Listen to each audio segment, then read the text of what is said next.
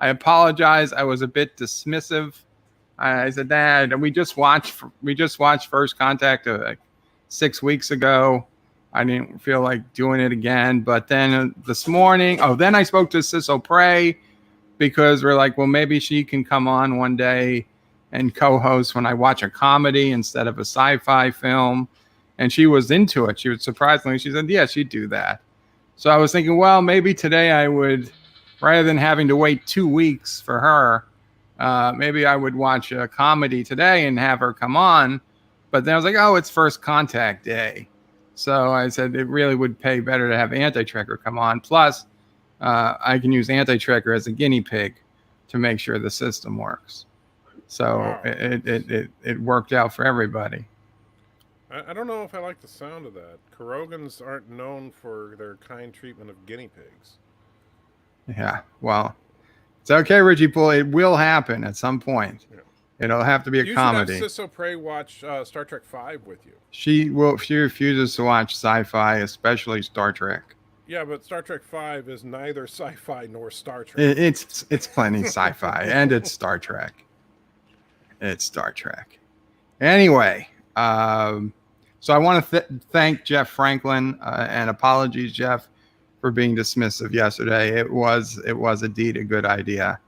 And welcome some people. I see we have some new people in the chat, or people I haven't seen in a while. What we got to? Mama probably reminds everybody to hit the like.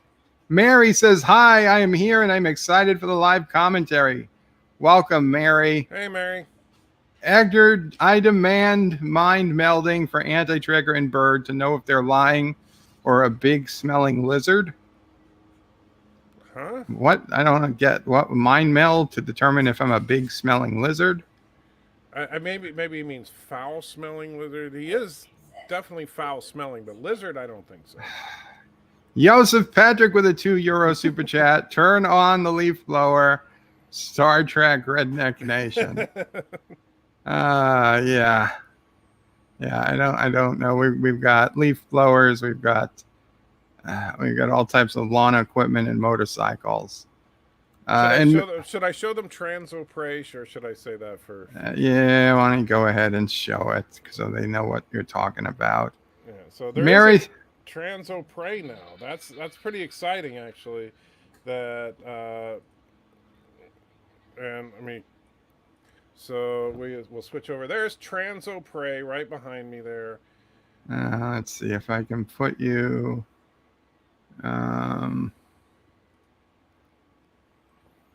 There. So yeah, I have no. Why would you do that, Bird? I don't understand why this even exists. Well, you're the one that recorded it. I know that's not me. Look at it. I think it's quite clear that's not me. For one, it's I don't have a mole on my face. Oh, it's a fake of mole. all the things I do have wrong, I don't have a mole. They have a lot more hair than me. That's fake hair, obviously. And they got cookies, and I wish I had those cookies. I don't have those cookies. I don't know what that is, but that's not me. That's Transoprey. Maybe that's the leader of your she-male harem. There's no she-male harem. I don't know. I think that's pretty good proof that there is. Mary says, who likes pierogies? Before watching this movie, raise your hand. Do you like pierogies, AntiTrekker? What is? I don't even know what is a pierogi. Wow. Okay, that's a no. What is a pierogi? I've heard of pierogies, but you see, I'm not from the Northeast. So what is a pierogi?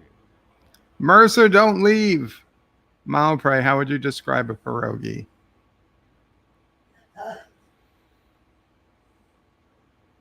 Similar to a ravioli, but with potato and onion. Yeah, you know what a ravioli is? Yeah, I love ravioli. So a ravioli, but with potato and onion filling, and you fry them instead of boil them. I would probably prefer a meat filling, like you typically get in ravioli. Ravioli is not typically a meat filling. Ravioli is a cheese filling. Well, it depends on the type of ravioli. You can have meat and cheese in ravioli. It's really good, actually. I'm sorry, I'm not Italian. Jeez. Jeff Franklin says Star Trek 5 is less psi and more phi. Now that I'll go with. That I'll go with. John DeMarco says if Sis O'Prey doesn't watch Star Trek, you'd always subject her to Discovery. No, she wouldn't take that either. I got to watch one episode of the Orville, and that was it. Resolute Germ says hello everyone. Welcome Resolute. You know, Resolute, you should seriously consider changing your avatar since you show that germ. Just put the coronavirus there, since that's like the most famous thing in the world now. Yeah, if you Google image search, there's 1,000 of them. Yeah, and it's actually kind of a cool looking virus. I don't know how legit that is. What, the triangular shape all over it? Yeah, those little things sticking out. It looks a little big for a virus. I don't know. That's not actual size, you know. I know it's not actual size. I'm just saying.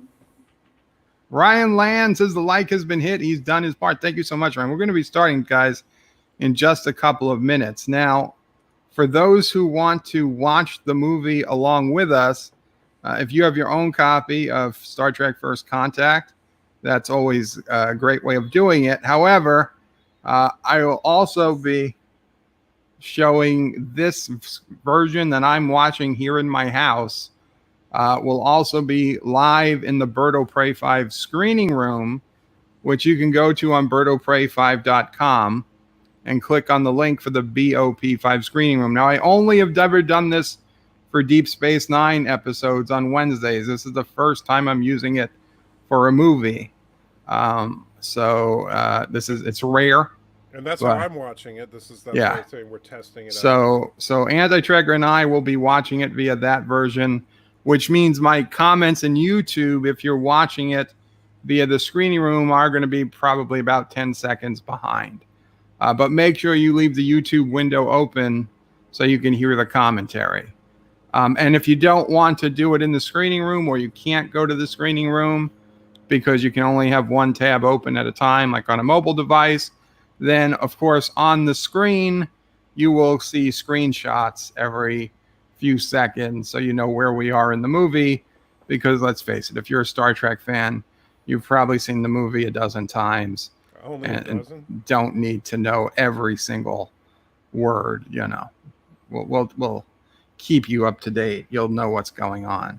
Yeah, and that's if you hated the movie, you saw it a dozen times. If you didn't hate the movie, you probably saw it 2 dozen. I didn't hate the movie. So how many times have you seen it? First Contact? Gosh. I guesstimate probably about at least 40 or 50 times. Wow. Although, to be fair, I've seen Star Trek 2 in the hundreds of times. Actress is Bird of Prey. You don't remember the big reptilian guy in Picard. I do not. You don't remember the big reptilian guy that can smell if you were telling the truth? Oh, in Picard. I thought he meant First Contact. Yeah. Oh, yeah. Picard. Mr. Vup. Of course I remember Mr. Vup. He's one of the deaths in my many kills video. He does kind of look like you. Oh, God. And he's a really big guy like you. He's a big guy. I got nothing against. You know what? You might be onto something, Hector. I think Bird is a reptilian. Holy crap. We've got it. Okay. Bird is a reptilian transvestite, confirmed. No, wait. I didn't take too much issue with reptilian, but the other word, no, that's not it. We saw the footage, Bird. We just watched it. I don't know if that was a face surf. I don't know what that was. There's audio, rock solid. Don't playing. Anyway, guys, so let's get started here. Welcome everybody, by the way. So if you're gonna get ready, head over to the Bird of Prey 5 screening room. AntiTrekker doesn't have to do anything. Put a link to the screening room in the chat? No, because YouTube doesn't allow links to that site. Really? Yeah, wow. YouTube doesn't allow links to competitive sites. That's so right there. That's why you gotta go to birdofprey5.com and click on the link. To birdofprey5.com. Yeah, I can put a link to birdofprey5.com. I mean, There's also a link to BluRay5.com in the description, but there's a link to BluRay5.com if you need it. And then you follow that link to the... Is Screening Room just one of those first It's links? just one of those links. It's closer to the bottom, but it's one of the links. And then that'll take you right to the Screening Room. And now, again, if you're watching this on a replay, it's gone. There won't be a movie there. This is only available during the initial live stream, of this. It's not going to be there forever. So if you're watching it on a rerun, you're out of luck. Which means if you're watching it on a replay, then the lawn next door to me has been mowed. Yeah. Apologies for the lawn mowing and the occasional motorcycles. There's not going to be Dear Bops today, Thomas. At least I don't think so. Okay, so let's get the videos screen set up. I'm going to do a little countdown. My audio. Okay, right. I'm not using XSplit, so I don't have to shut off audio. Okay, so guys, we're going to do a 5-second countdown. 5. Okay. Oh, wait. Yeah. So as you can see, I'm sorry. So as you can see, we're paused 8 seconds in. So if you have your own copy, you want to go ahead and play the first 8 seconds. So Pause basically, it. you want the first star directly above the peak of the Paramount Mountain. That's where you can see. That's a good. Yeah. And because that is a moving graphic. So right. Yeah. And by the way, you should clarify when you do the 5-second countdown, do they hit the play button on 1, or do you say 1 and then play? No, I hit 1 then play. Okay. So it'd be 5, 4, 3. This isn't it, but it'd be 5, 4, 3, 2, 1, play. Okay, play. Oh. Okay, but no, that's not it. Okay. So, if you're playing along at home and you're about to hit play, this is the countdown. 5, 4, 3, 2, 1, play. You hit play on 1. I hit play on 1 for us because we were at 7 seconds. Oh. By the way, so to start out, I love this music. I do too. It's great music. This is one of the absolute best opening overtures in all the Trek films. And I even include Star Trek 2 in that. This is like absolutely beautiful. The majesty of it. And just brings you into, it feels like,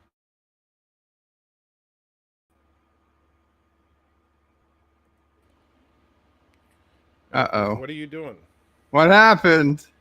You broke the stream. Sorry. Did you drop off? No, I'm right here.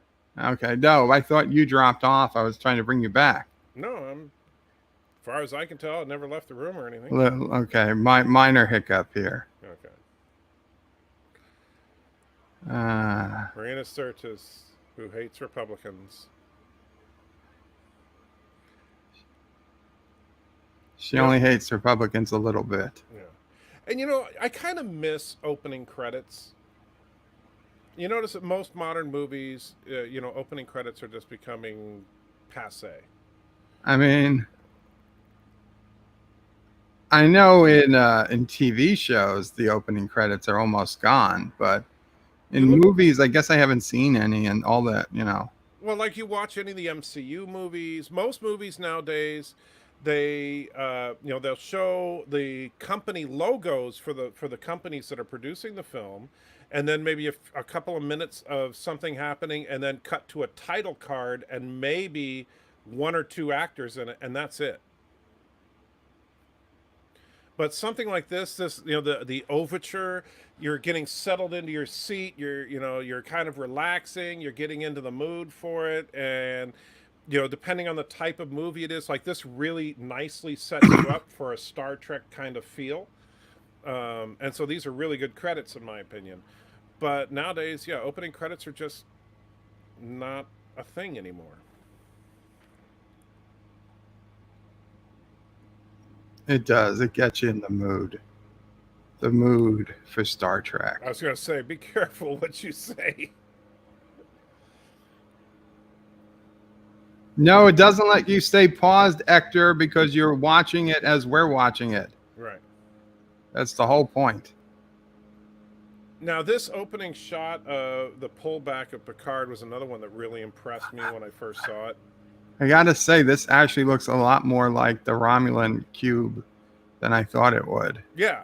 Well, that's where I figured they got their design inspiration was from this. Although it's too spherical on the inside. It's almost like we're inside the Borg sphere, not the cube. Yeah.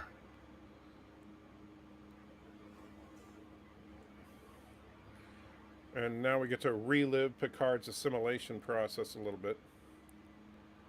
And the retcon begins.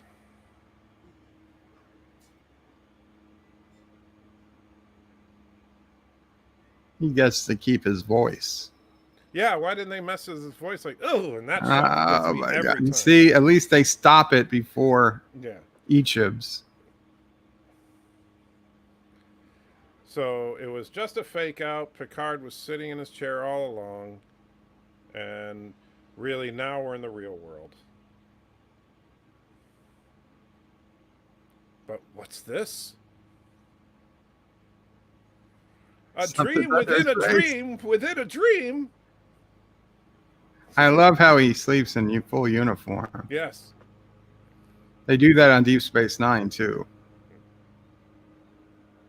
What's with their passwords? Picard 47 Alpha Tango. Who has a freaking password like that? I would just. It's only a 4-character password. Yeah, but I mean, it should be like password Picard rocks, or something like that, Probably that's what they'll do on the Orville. Yeah. So our first shot of the Password. Enterprise E. Password. Oh, that's right. This was our first shot of the Enterprise E. Mm-hmm. I still, it's not a bad looking ship. I think it's definitely improvement over the D, but I don't know. I like the classics. Can you really call it an invasion of the Federation if it's just one ship? Apparently, they can.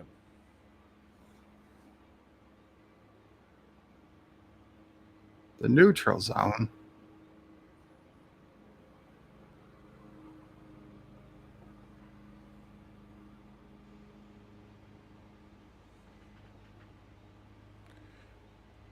And, I got to disagree with Data there. This would be the perfect time for the Romulans to start a conflict.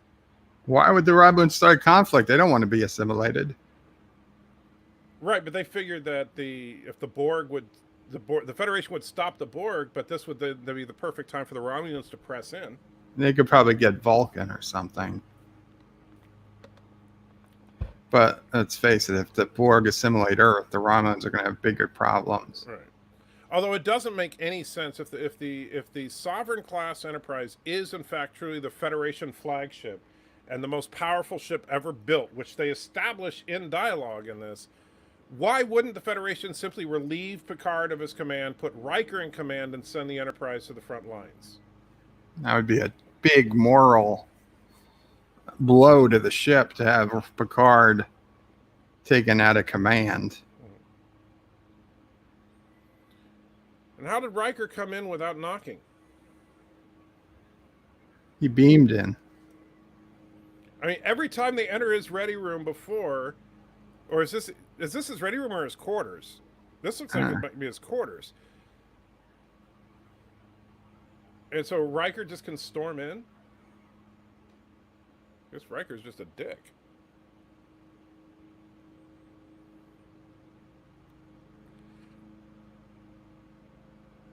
See, this whole conversation between Picard and Riker is pointless.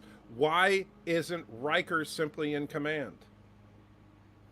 I mean, how do you just relieve a captain of command and say, hey, your first officer stopped the Borg once. Let's let him do it again? Yes, absolutely. Riker is the most experienced Starfleet officer in direct combat with the Borg that there is. They've engaged the Borg. On screen. What are they watching all the rest of the time? I know that the screen, they literally have to turn the screen on a couple of times. I think they've got the Federation News Network on the rest I of the still time. think that's Kelsey Grammer. Do you think that's Kelsey Grammer? No, I don't think that's If Kelsey. you listen to the acknowledged, it sounded like him. See, look at Picard right there. Picard is shaken by hearing the Borg. So he absolutely should not be in command. Riker should be.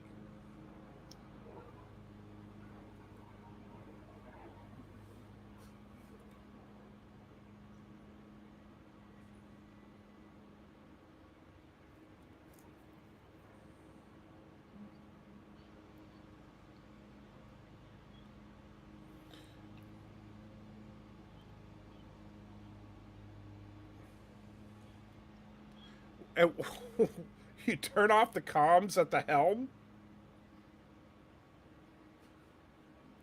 Maximum walk.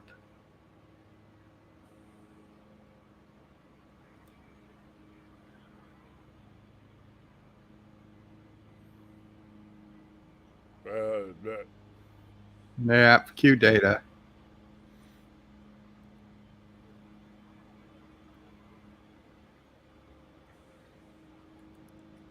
See, the problem is that Data's line might have had more impact if we didn't already know he has the emotion chip. You know? Like when Spock said go to hell at the end of Star Trek 6, it had more impact because that's against his character to say something like that. Now this is a gorgeous shot of the cube. Too bad it's the only gorgeous shot of the cube in this movie. There we go. The Defiant. That's what I want to see. Too Wow, bad yeah. there's not another 50 of them, though. They might have been able to stop this thing. Well, they did. I mean, look at it. The cube is on fire.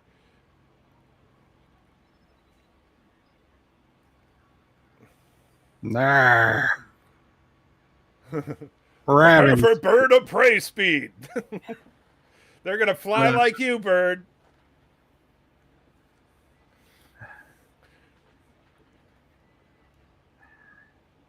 Now, this gives you a nice shot of the scale of the Enterprise compared to the Defiant. I know this is a movie and Picard was a series, but the budget for Picard, they couldn't do one scene like this in Picard. Well, the funny thing is the budget for Picard was more than this movie. Yeah, that's what I'm saying. They couldn't do a single scene that's as impressive as the Enterprise passing the Defiant. Right.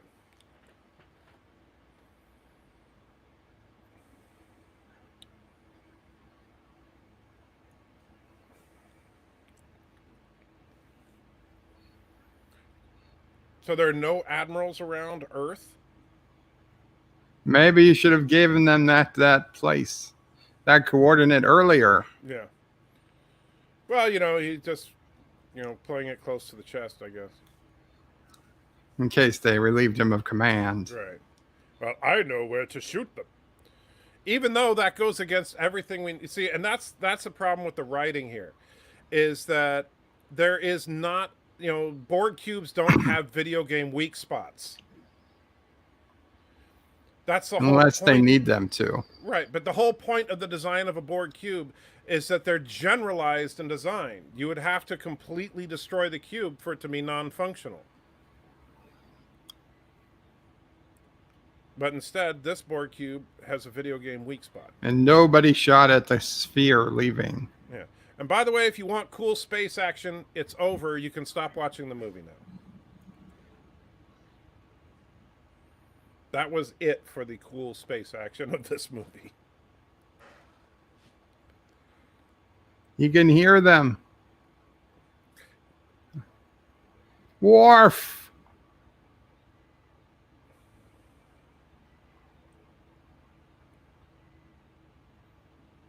How does he know that? Yeah. And they don't have a tactical officer? Of course you could, because you don't have 3 backups of tactical. And Riker's ribbing here while it's kind of funny. Why wouldn't Worf know how to fire phasers? They have Steve. phasers on the Defiant. Yeah, it's all just seems wildly inappropriate time. Yeah. Humanity's in danger. You know how to shoot phasers? I cut audio for a second to take a pill. I'll be right back.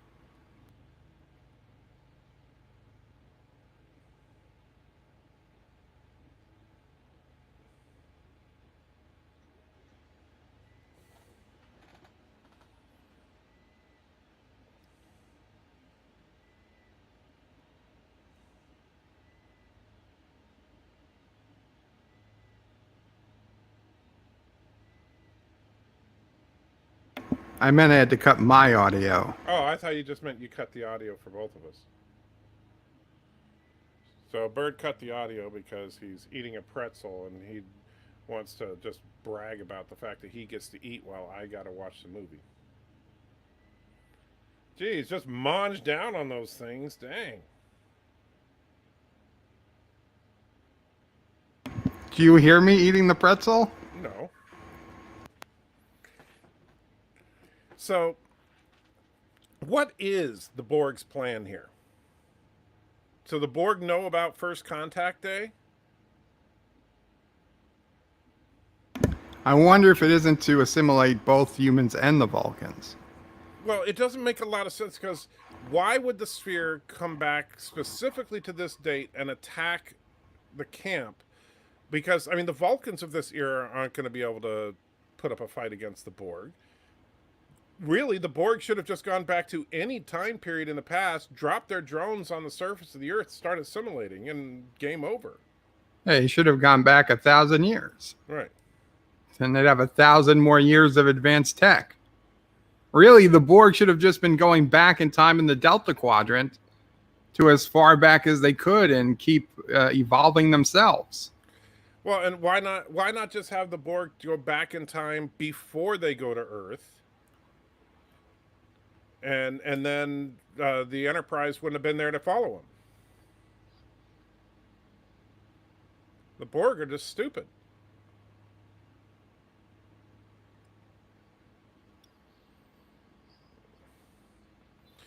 And those have got to be the weakest torpedoes in the history of Trek. Because you can't argue that they're shields. There's no... I mean, they're just sitting out in a campground. I mean, that guy's on a bicycle and he survived getting hit by a torpedo. That torpedo did less damage than a stick of dynamite.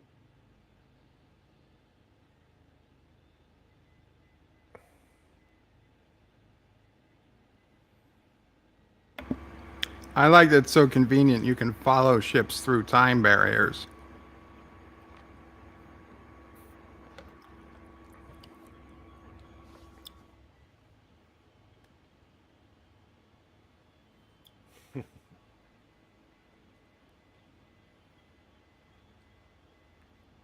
Now it doesn't make sense. Not for this day.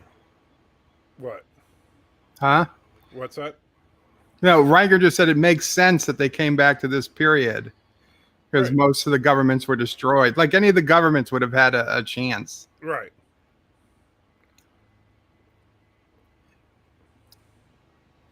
And so, Hector said I was supposed to defend this movie, not join him. well, that's the thing. I though. like the movie though. But See, the now you know how I shit. feel, Bird. But I never said I hated this movie. He needs to know the exact date.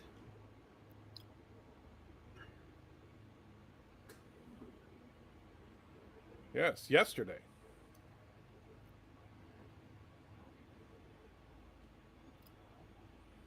So Picard reasons that the Borg came back in time just to stop First Contact. Why?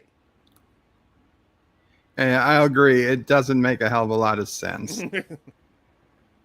Especially since we see in the future a fully assimilated Earth. Right. So the Borg obviously came back to assimilate everything before they had the resistance. So, you know, people that say, oh, they only assimilate advanced races. No, they apparently their original plan, they assimilated Earth in the 21st century.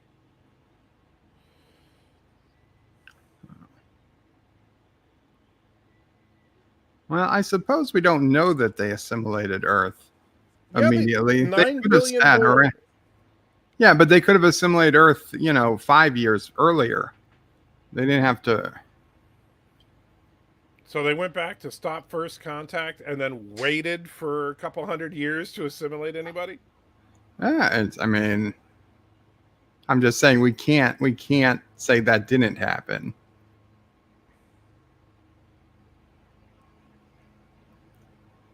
No, going back to get whales makes total sense, Rambling Canuck. You need to bring an extinct species back into the future with you. Well, and the whale, because Spock even said they could only imitate the sounds, but not the language of the whales to communicate with the probe. So, yeah, getting whales from the past did make more sense than this. Yeah, if they wanted maximum drones with minimal resistance, they should have gone to before the war. Right, because they would have more drones.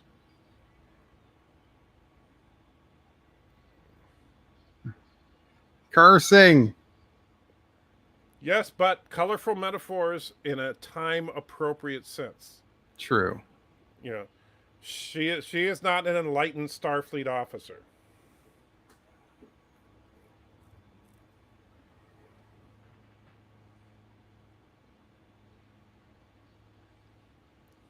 And yes, Global, I see that this was clearly a desperation move by the Borg. Like the cube was destroyed, and so their failsafe is to go back in time.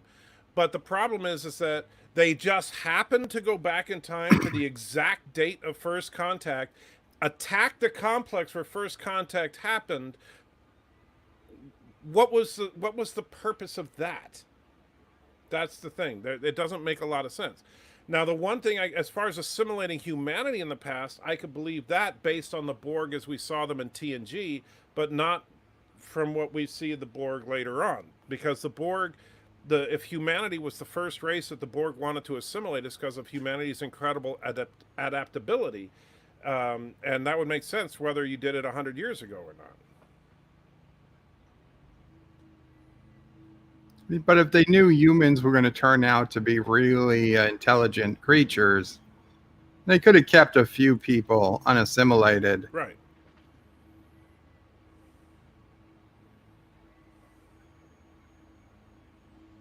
It's a good thing that Geordi's Alpha team is humans only. You notice that? All the aliens get to stay behind. So, racism in the Federation confirmed.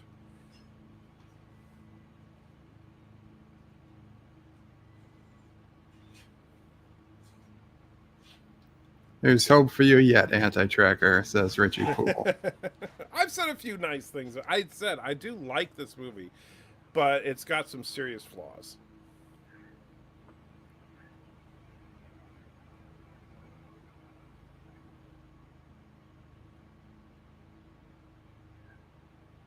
Uh-huh. Stroking the shaft of his missile.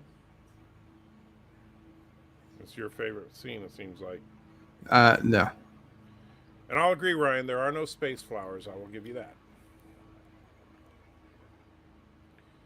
And Global, I'm not saying everything has to have a deep purpose, but if you're going to write a story where the Borg go back to a specific date, it would be like if somebody said, "Oh, we're going to randomly go back in time," and they just happen to go not only to the date that Columbus came to Plymouth Rock, but to the location.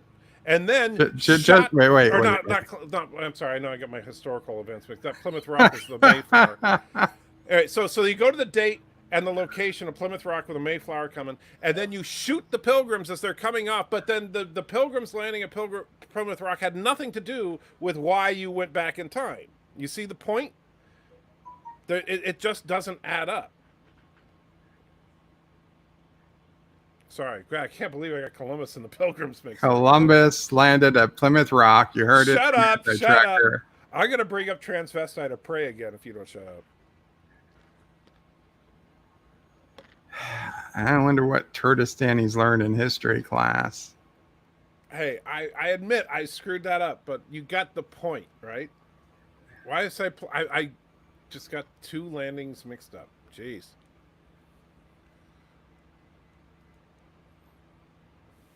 Oh, They look. really don't know what's wrong with the ship yet. Yeah. Oh, gee, there were just Borg in the area. Maybe use your tricorder, scan. It'd be nice if you had this technology that could, let you know if there was any life signs around. Right.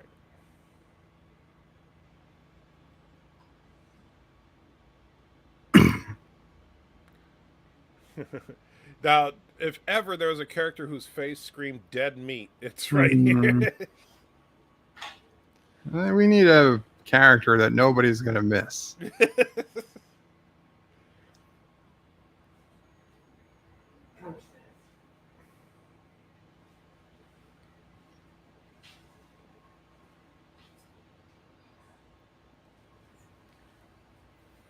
Uh-oh. He hears something. Yeah, so, and what's with that? Why was Picard now? I mean, because This is the scene that gets me every time. They need to do a drama shot. right, They're all walking really fast, but they're not walking to anywhere. They're just walking for the sense of walking. right.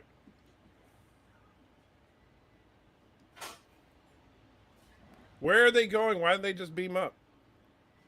Yeah, they weren't walking anywhere.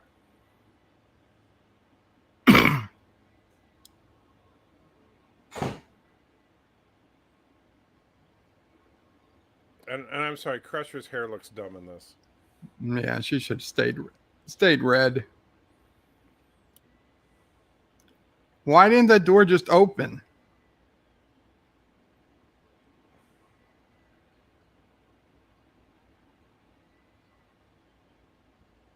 It's funny that so Picard's the only one that figured out that they got boarded. Well, I think he's heard them or something. Yeah, but you'd think that Worf would have figured. It's kind of strange. The atmospheric controls in Deck 16 are going wacky, and people are disappearing. I guess it's nothing.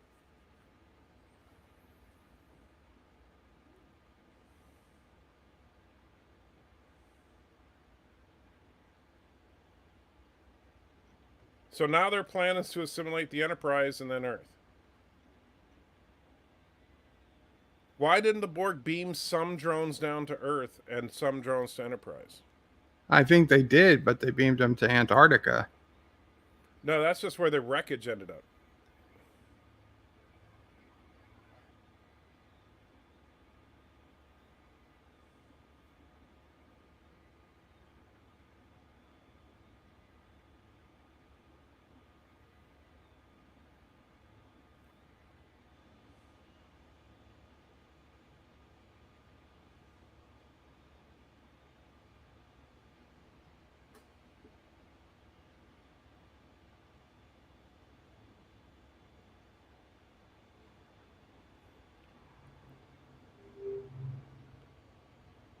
And how many times this is that Dr. Crusher has violated the Prime Directive by waking somebody up in sick bay? Just wondering. I don't know. I don't keep count. That would be a good one to count. Nice to see the Doctor get a cameo. Yeah. This is actually one of the best cameos in Trek because it makes sense.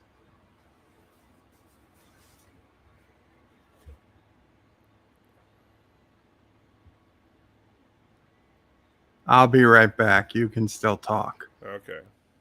By the way, Red Letter Media, I think did an interesting thing on this, which is that the pointlessness of this diversion, because the amount of time that the Doctor slowed down the Borg is the exact same amount of time that Crusher delayed leaving by talking to the Doctor.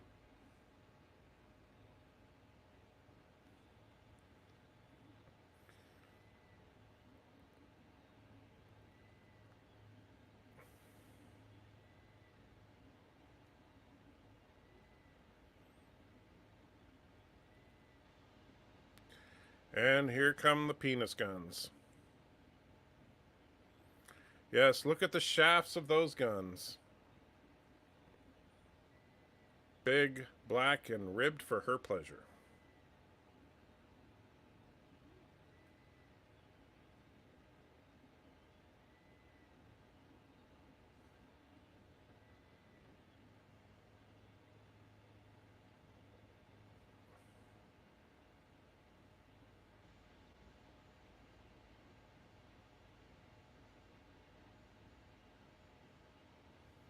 Sorry, just looking at that gun in Worf's hand. Oh, the phallic phasers, yes.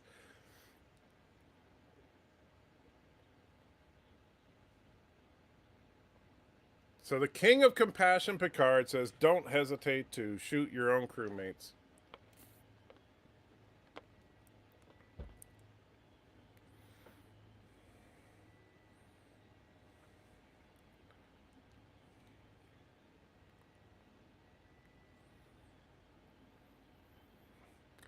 And finally, the moment Marina Sirtis gave up on acting.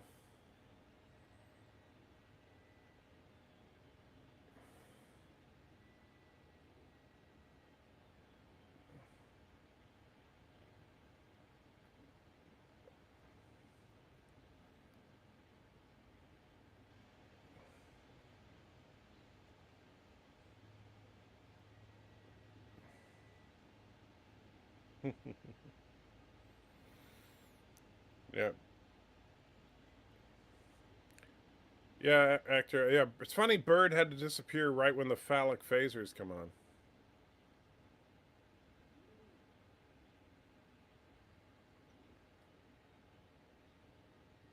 Yeah, I think Bird fell asleep, but it's all right.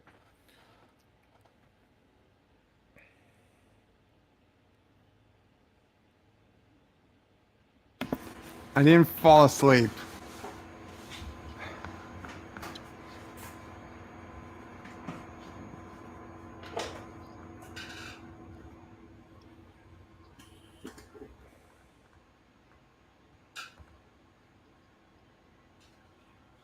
He's wasting a lot of alcohol. Yeah, he is.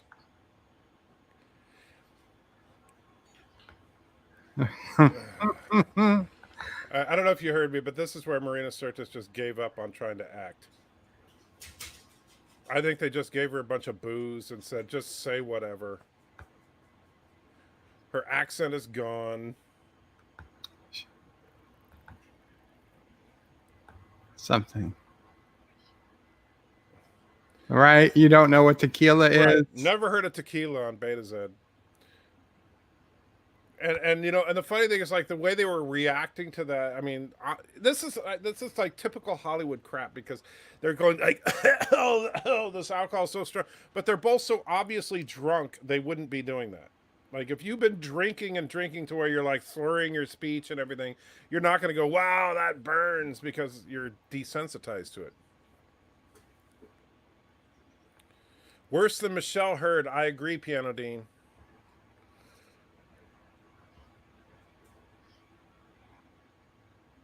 And see, Deanna would not say that. Oh, his counselor, he's nuts.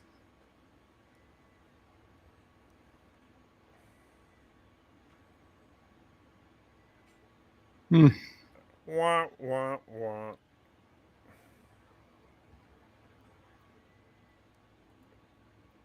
And this is like a beautiful shot of the Enterprise right here. Unfortunately, we don't get enough of that. Oh, and look, Picard switched guns. You see that? They're not. They were holding the black. You weren't looking when. I was listening. But they were holding the black phallus guns. Now they're the silver barreled guns. Yeah, that's a. How did they not notice that? I know. It's like, wow, that's they're.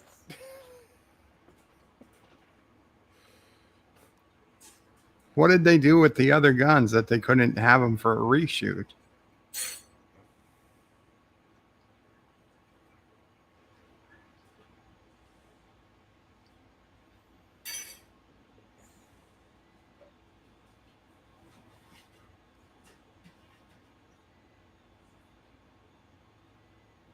So is there really no room between levels that they just, they just go through the floor? Yeah, It's like a foot right between levels. There's no Jeffries tubes. Yes, Piano Dean, you missed the order the mid 21st century clothing where they just miraculously get them. Oh, look, now Data can turn off his emotion chip. Because why not? Well, it was an upgrade, obviously, since Generations. Yeah, because they had that extra emotion chip that wasn't fused to his brain. Wait, oh, wait.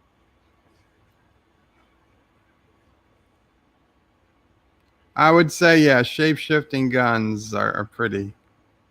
Oh, look, penis gun.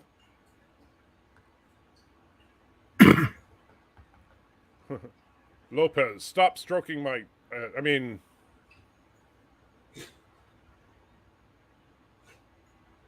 Oh, yeah, that's the thing to do. Send the Klingon to find her. That'll calm her right down. There's a nice shot of the phallus.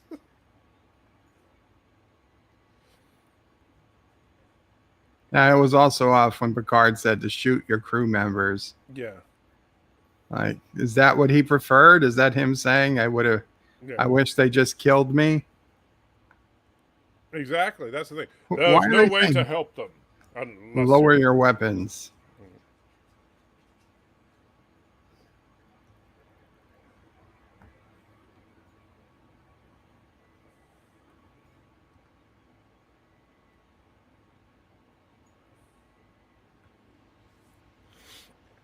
And Mr. Landau, I know like Data's a machine, but the thing is that in the last movie, it was a major part of the plot that Data couldn't control his emotion chip. Now he can just turn it on and off, no big deal. No explanation given.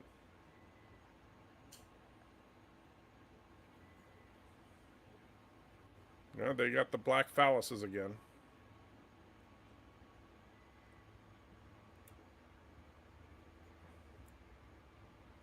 We should have a drinking game for every time they change guns.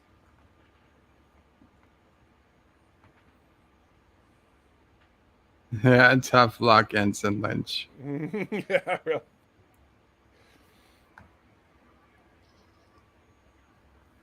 I agree. I think Data either learned to control it or, when they weren't in the middle of a war zone, he had Geordi devise some way of taking it out.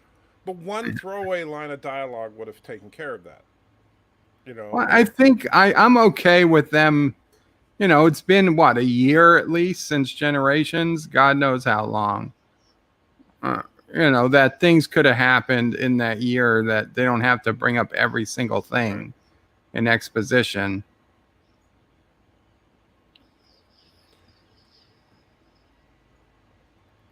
Duplicard.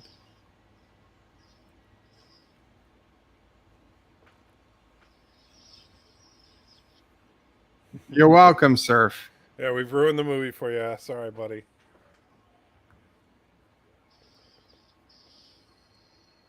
He does.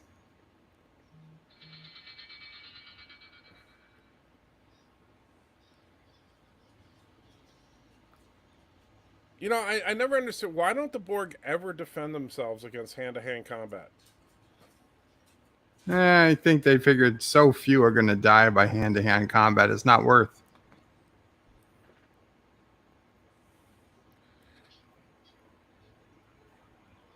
And why doesn't Data just kill them all, since obviously he could? Well, not anymore. He can't. Yeah, but he was throwing them around like bowling pins a minute ago, and then now he's like, oh no!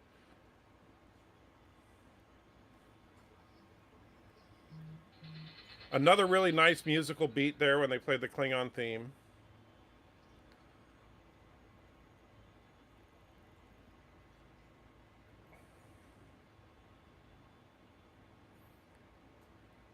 Here, let me shoot you with my medical phaser.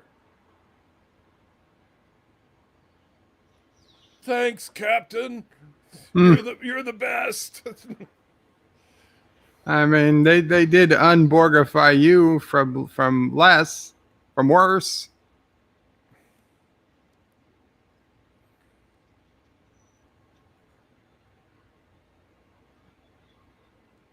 Calm down!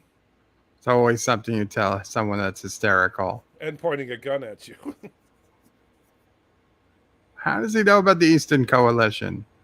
Oh, he just happens to be an expert on 21st century history.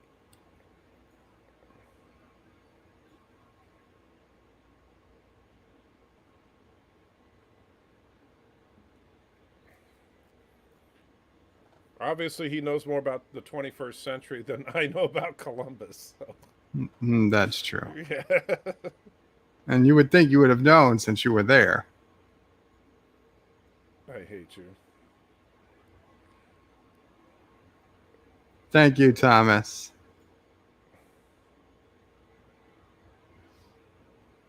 So it's a 2-year gap. But and I'm okay with the if Geordi had helped him do something, but I still think it would have made sense, like if Data could have said, "Well, I'm really glad that Geordi helped me fix that" or something. I mean, I understand not everything has to be spoon fed, but if you're going to change a fundamental part of a character, you should have some explanation.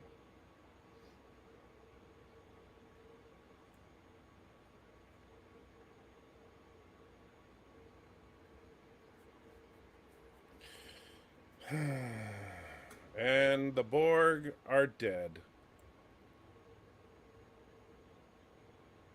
By the way, why is it that they can't just assimilate Data? Can't they just stick a few nanites in Data's head and assimilate him? They've assimilated technology plenty of times before. You would think they could at least reprogram him to pretend he's Borg. Right.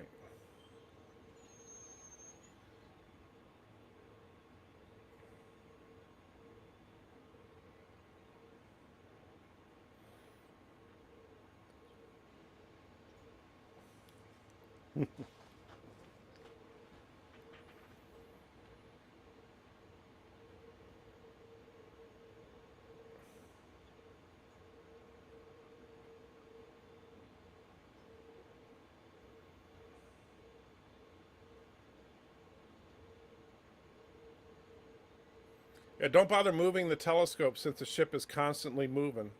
It's all right.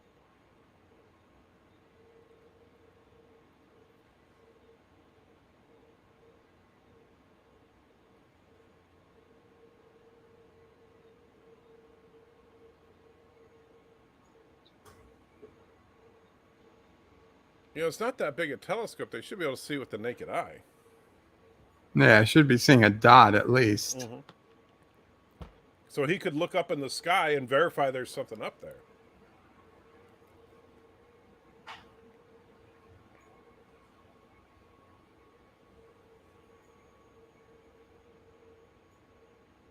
Maybe it's the Borg.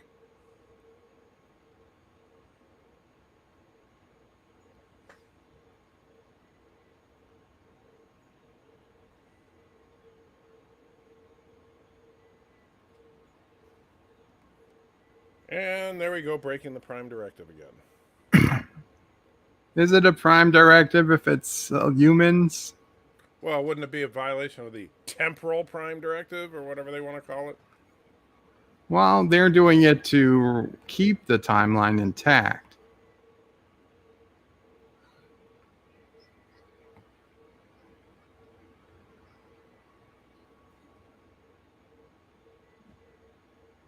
If the ship is in synchronous orbit, then we saw it moving. Yeah, we did see it in moving. the telescope. Yeah, it's clearly not in synchronous orbit.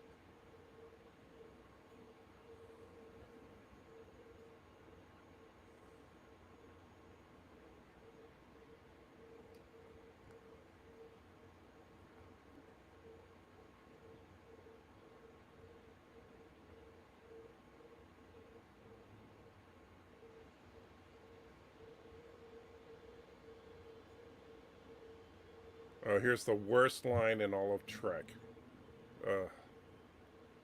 Some kind of Star Trek. I hate that line.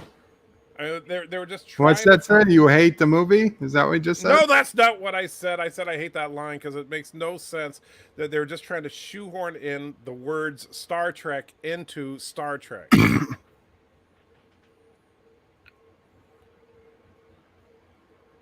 Riker's jacket looks like it's it's like a cheap cosplay of a Wrath of Khan uniform. Last minute costume, says Ryan. Oh no, they've adapted again.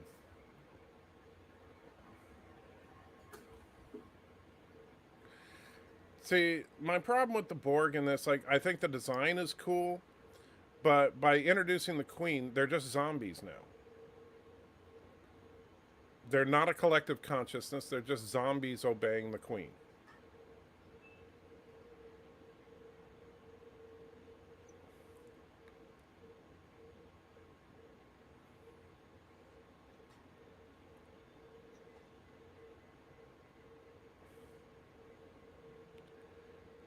And there's the shot they made for the trailer.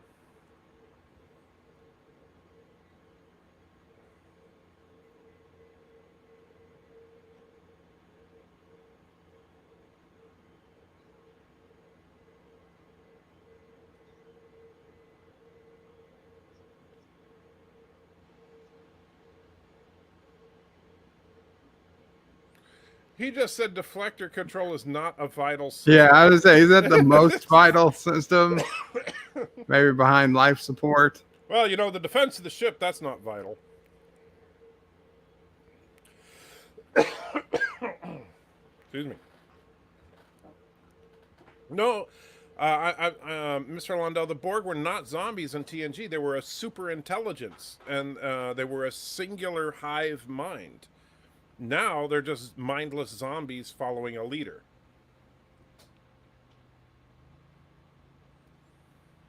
Only, come on, read it. Read it. What? The Hugh line there. Only you can prevent forest fires.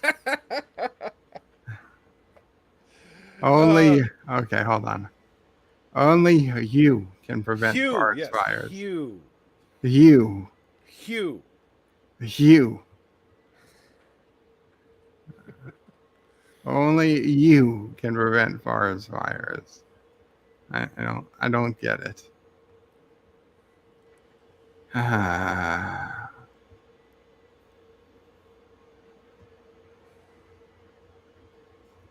First Contact lost the Oscar to the Nutty Professor and best makeup. For best makeup and costume? Wow. Wow. I would say that First Contact could have definitely won the Oscar for best makeup. The Borg makeup was really good.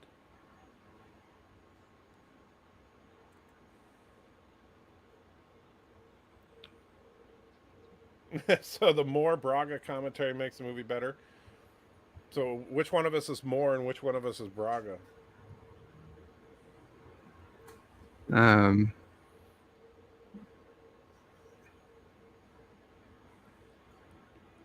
Yeah. I could go with either one. Bird of Prey, why do Borg ignore intruders just strolling around their ships? Because they have to have some weakness. But that's stupid.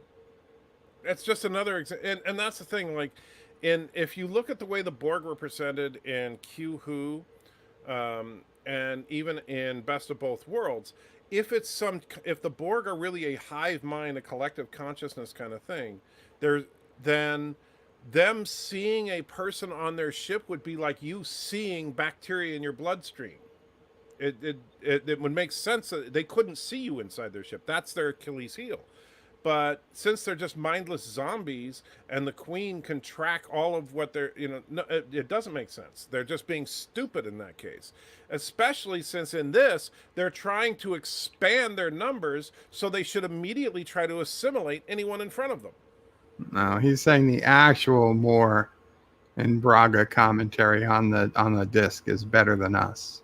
Well, hey, pay me the $10 million and I'll do better commentary. The Borg are like bees. The Borg and the bees. Speaking of the Borg and the bees, Data and the Queen are going to get it on soon.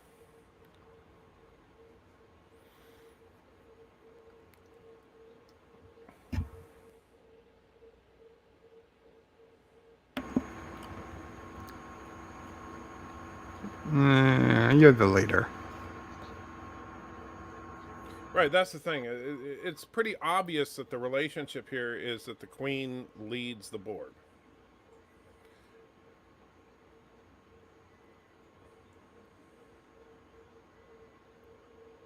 He's programmed to evolve.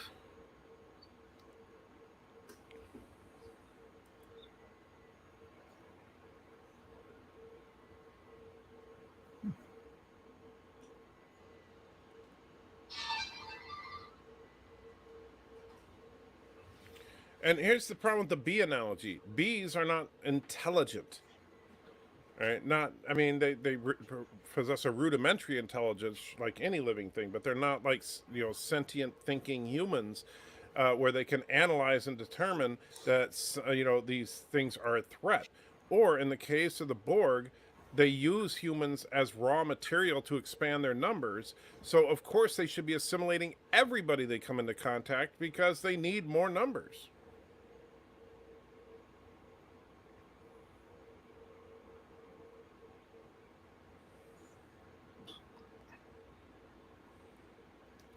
Why would he have so many blinking LEDs under his skin where nobody could see him?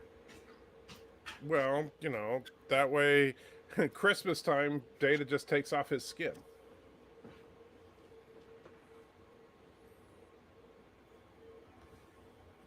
Well, Data just blew his load there.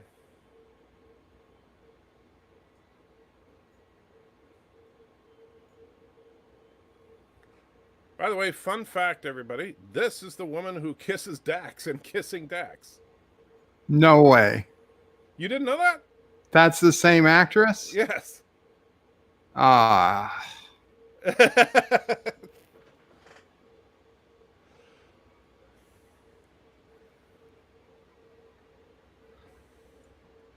Yeah, Bird's gonna fall asleep any minute. Yeah, the yawning is.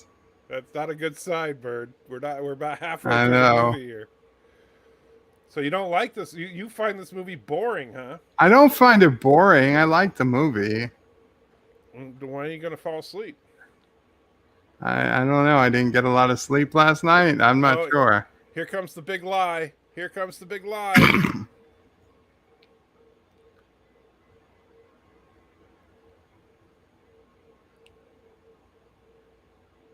You see, I own a big vineyard and have slaves, but most people don't. So it's all good. You know. Ah, Sassy. Even Sassy can tell Picard is full of crap right now.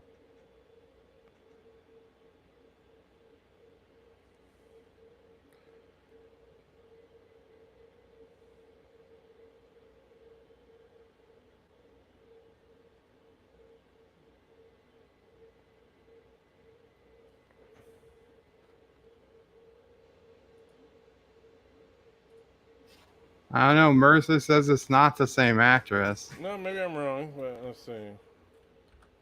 Let me look her up real quick.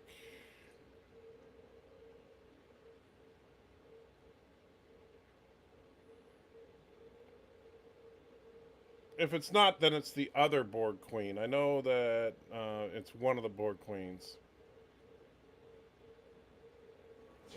He's got the names here. Okay. This is Alice Fridge. Yeah, however you say it. Susanna Thompson is the one who kisses Dax. Let me see.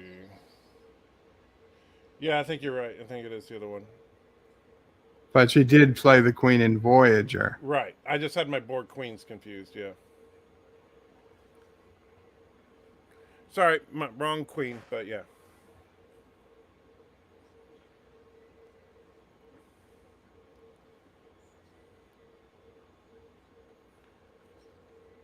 Now, there's Neelix. By the way, is it just me, or is it really stupid that Picard took the time to pick out a nice dress for Lily to wear?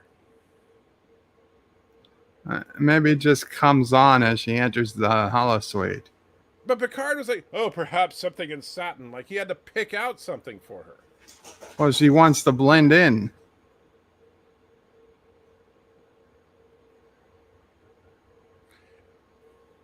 And notice when he changed the scene, he had to take off his hat and coat. So those seem to be real clothes.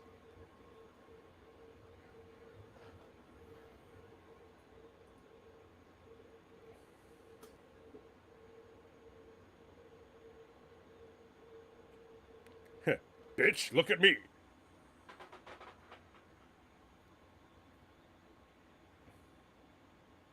Only he can look.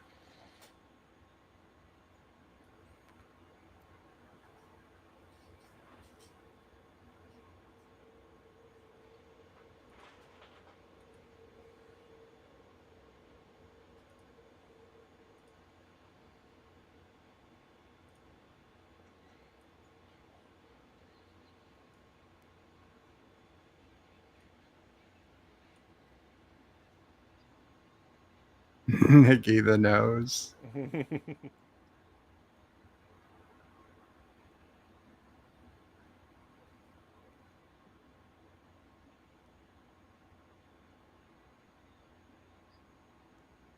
Why are the Borg being so rude? Because they're dicks. Yeah, it's like they're just manhandling everybody instead of ignoring them. So here, not only does Picard shoot them with holographic bullets and kill them, but gets off on it. Here it comes. Here comes the Picard Rambo. No. Oh, yeah.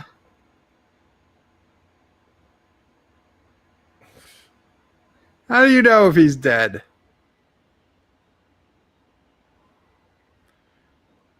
Digging around in Ensign Lynch.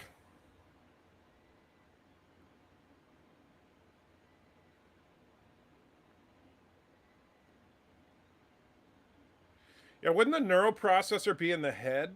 I would think. Yeah, I think he's looking at the wrong It's the end. brain.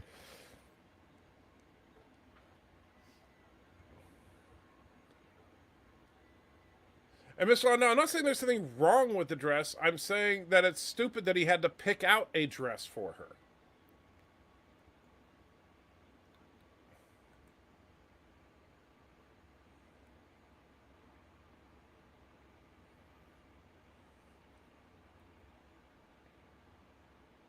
They're rebuilding their camp.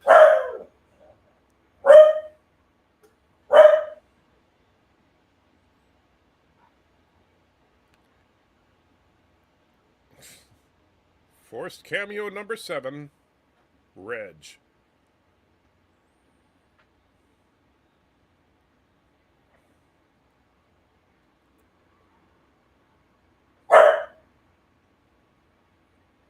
Jean-Luc Rambo, exactly, Mike.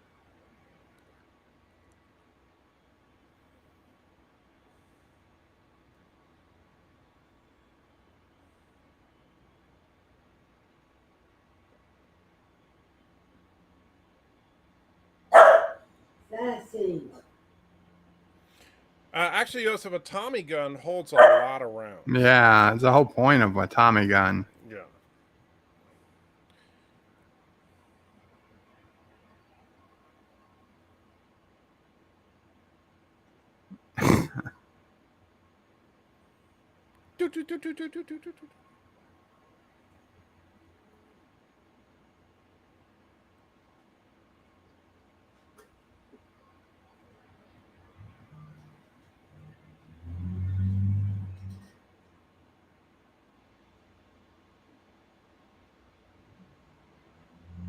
Social distancing, Reg.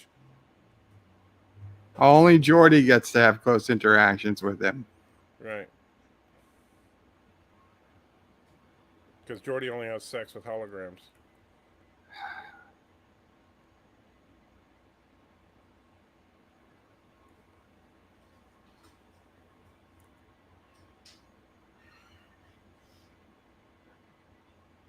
Yeah, they all grew up hearing all about it, like in all those other Star Trek episodes when they talk about how he spent his whole life on Earth and never went to Alpha Centauri.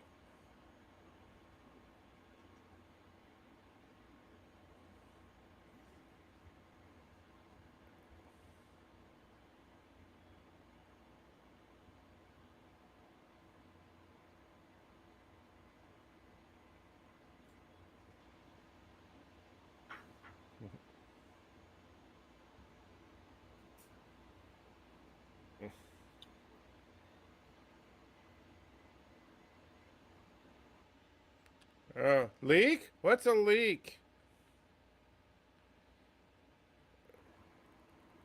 He should have said Jaloja. He'd know what he meant. Jordy right now should yell Joloja. Yeah, that's real funny, Jordy. Real funny.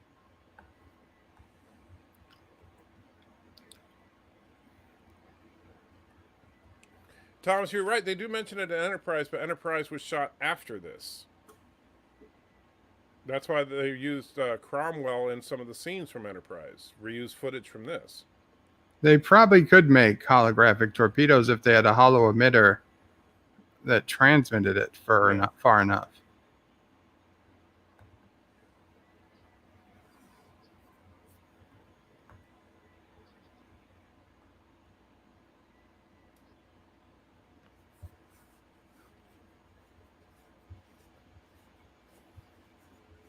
Good thing that they use USB 2.0 so they're compatible with the tricorders.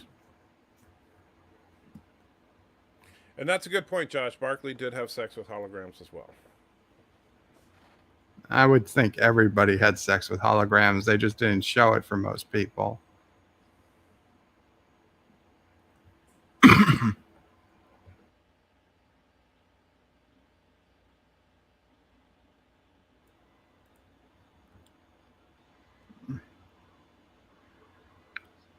Well, don't worry. This won't be 0G.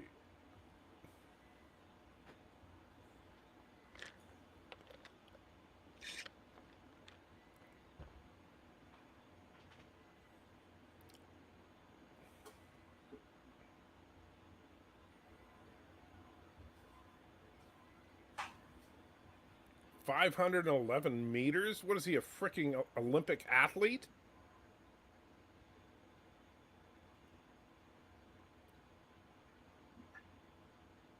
I wonder if it's coincidence that the most pervy guy has the enhanced eyesight, or if the advanced eyesight made him the most pervy guy. I don't know, but I want to know how Cochrane ran 511 meters in 30 seconds. And that's 5 football fields.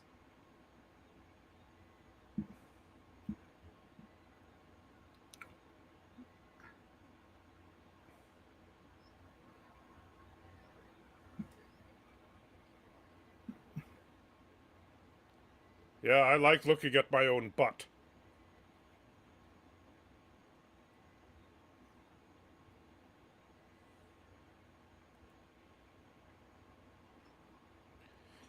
Now you see, this shot, while it's kind of cool and everything, this is where I have a problem with the Enterprise E. It's too damn big. I think that they just keep trying to make the ships bigger and bigger and bigger and bigger.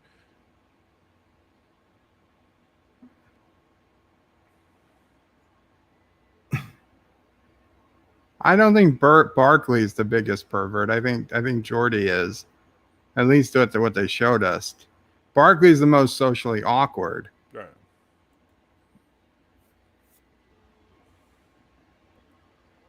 I know I'm 30 seconds. That's hyperbole, but you know he got 500 plus meters away in a very short amount of time.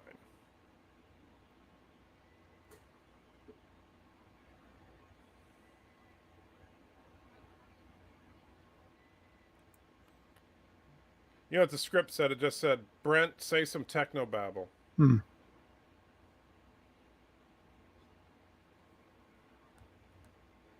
Not always. Welcome, Dan.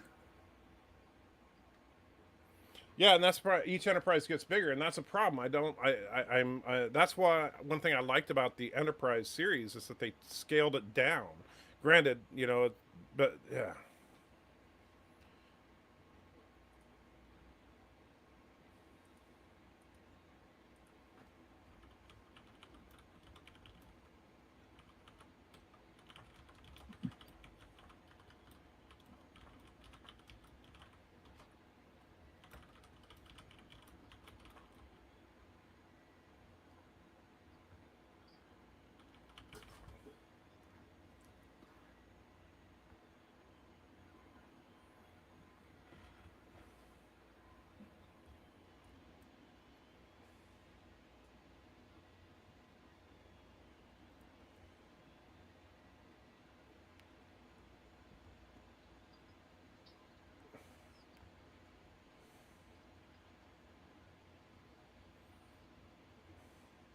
Okay, so at the end of this movie, Data says he only considered helping the Queen for like less than 1 second, right?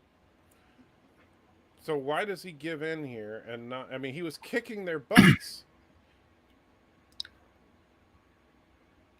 Because he misses his skin. Whatever.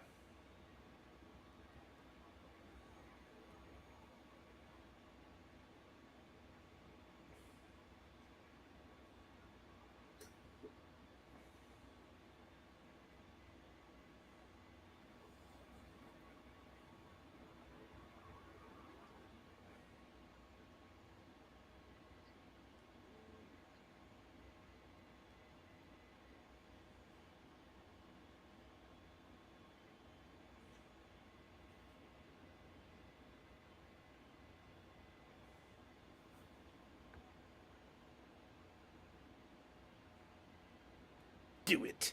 Do it.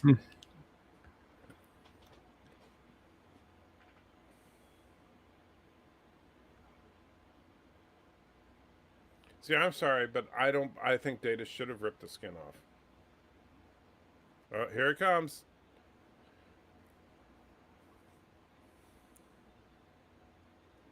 So Data actually does screw the Queen here.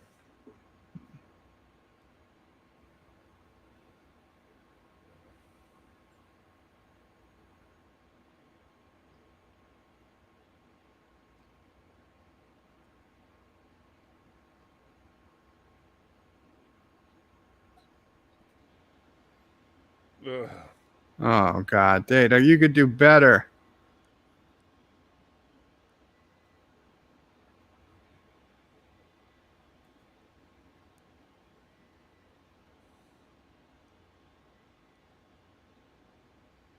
So yeah, anybody that says they didn't actually have sex is not paying attention.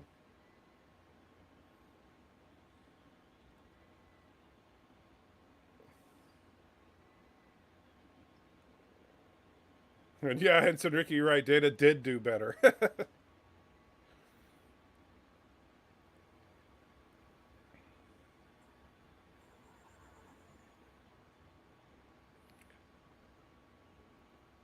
Okay, so there's the exposition. Remember, you cannot shoot the dish. The dish is charged with antiprotons. If you shoot the dish, the whole ship will blow up. So under no circumstances will they shoot the dish later on in this movie.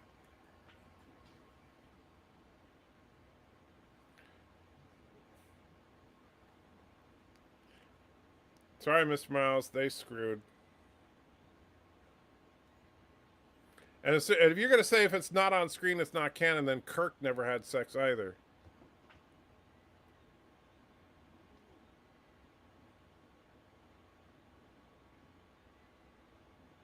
He doesn't want to be a statue. It's not that they turn you into a statue. Yeah, I know. It's like, what was that? And he drowns.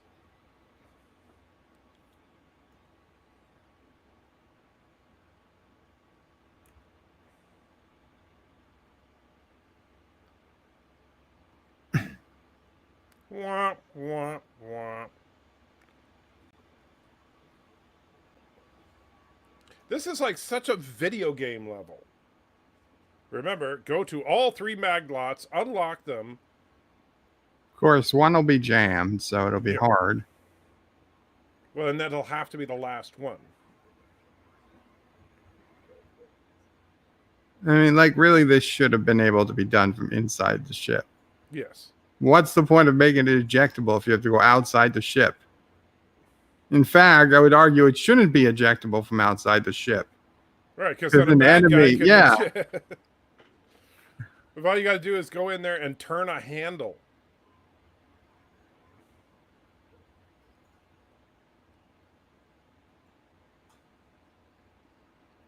It's like, let's build a submarine with an outside door you can open, Yep. even if it's underwater.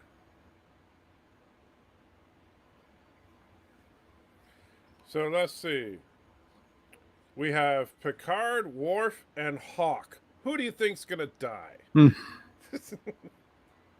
Hawk might as well be wearing a red shirt right now.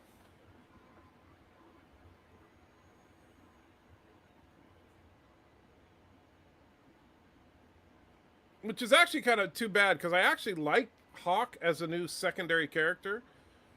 Yeah, well, don't get used to Hawk. Yeah. Remember, you can't shoot the dish. If you shoot the dish, the entire ship will blow up. Remember that, right, Bird? I remember. Okay.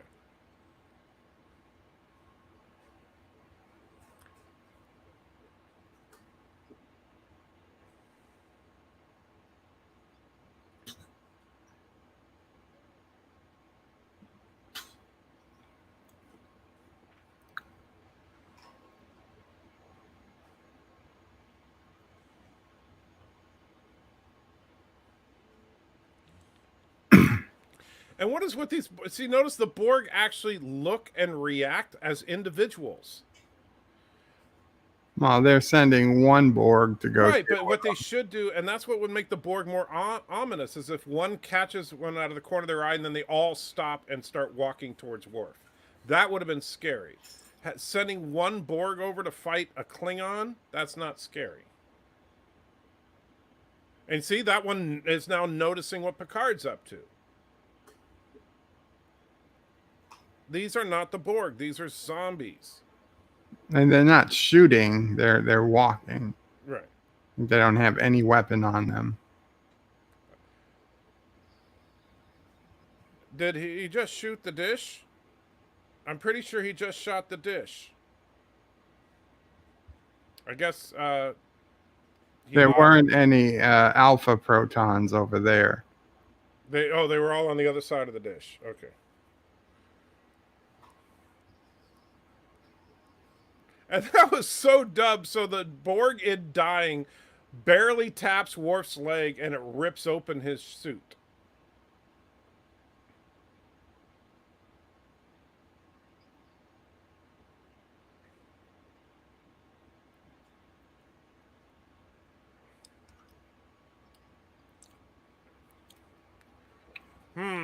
They've killed everybody else. Let's just send one guy again.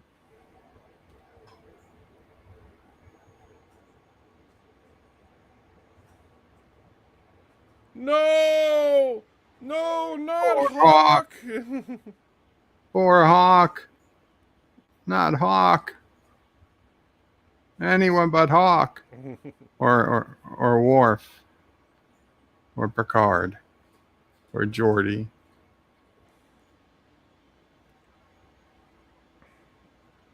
Or Lynch.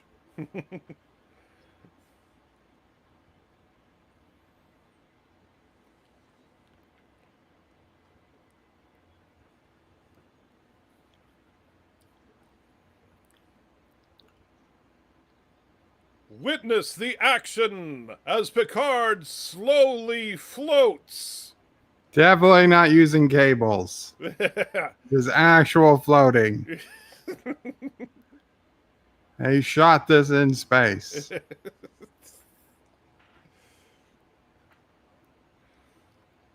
And of course, all that gas shooting out of the deflector dish should have launched Picard out into space since he floated right over it.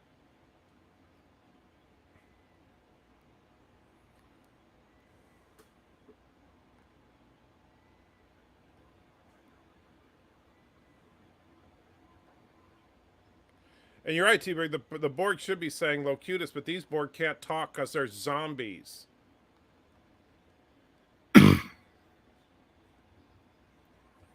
Oh, look, he unlocked the next video game level.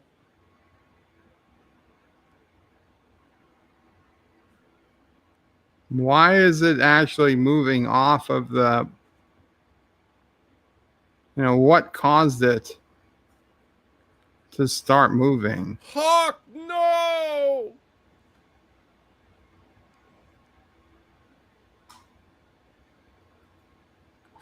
Why did that hurt? He punched him in the faceplate. Why did that hurt?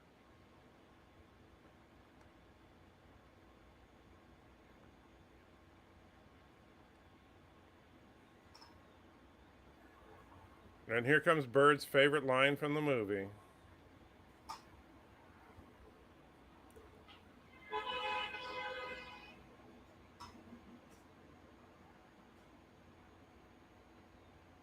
She didn't know there was a problem until now. Right. Because quantum. Oh, by the way, here's a good question. So Worf is about to blow up the deflector dish, right? It would seem so. Okay, so there goes the deflector dish. So the Enterprise now has no deflector dish. So what did they use to open the time tunnel at the end of this movie? Oh, they still have the outside of the deflector. Oh, so you just need the outside of the deflector? Yeah, the inside is only used for sending long distance messages. Everybody knows that. Oh, sorry.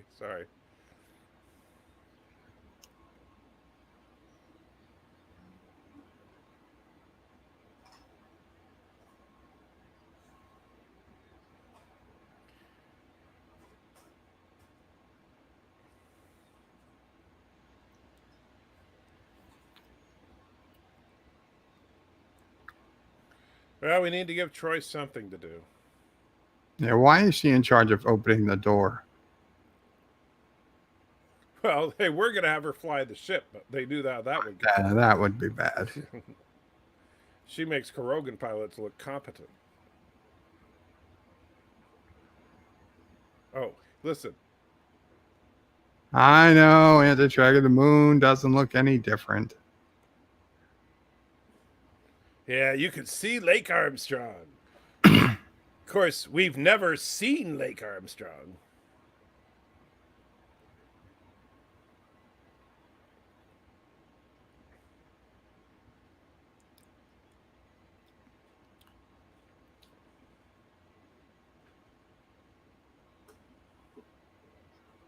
I've always taken Zephyrin Cochrane to be a fill-in for Gene Roddenberry. I kind of saw that too. Like I think that Ronald D. Moore, because Ronald D. Moore was one of those few people that was honest a little bit about Roddenberry, and so I think he did write Cochrane to be a stand-in for Roddenberry. Yeah. Couldn't keep his hands off Deanna. Yeah. Drunk all the time. Just in it for the money. For naked women and money. Yep.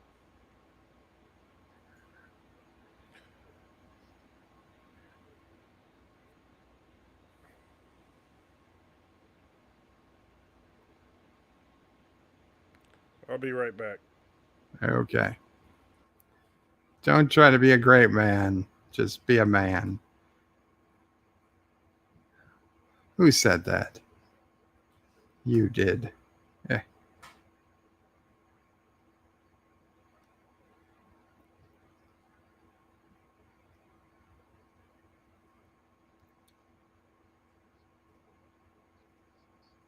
The Borg are on the move again. Decks 5 and 6. They're shooting blanks. Dan 23 says, Enterprise, they go out onto the ship more. I kept looking for that scene. I couldn't find it. T-Berg says the Borg aren't saying Locutus. No, they're not. The Picard maneuver number 8. We have to activate the auto-destruct. If we destroy the ship, we destroy the Borg. No, we have to stay and fight. We have lost the Enterprise. We have not lost the Enterprise. We're not going to lose the Enterprise. Not to Borg, not while he's in command. And he must object.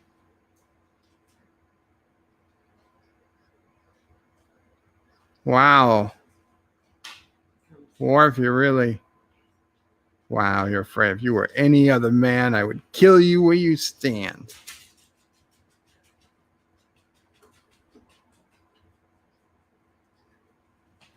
You know, get off my bridge. I still think that this movie really would have benefited from having Cisco there as well. Wait, is the Defiant in the cargo hold or something? No, they just left it back at the Battle of Sector 001. Oh. Remember, it's adrift but salvageable. Okay, yeah. See, we're going to all blindly follow Picard. That's what she just said. We know he's wrong, but we're just going to blindly follow him.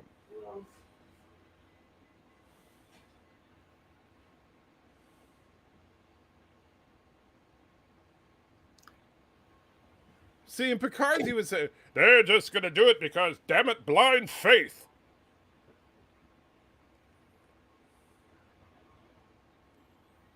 And Mr. Lindau, it's not bullcrap. If you had Cisco, I'm sorry, I don't, no disrespect to Alfie. She's a great actress, and Lily's not a bad character.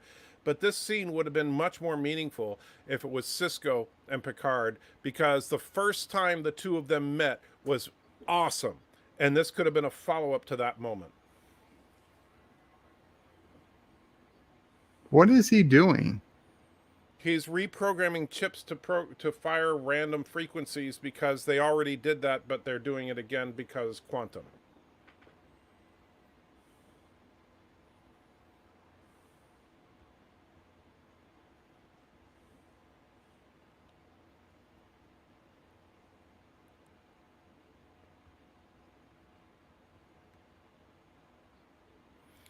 Bird of Prey and AntiTrekker wants you both remake some Trek movie scenes.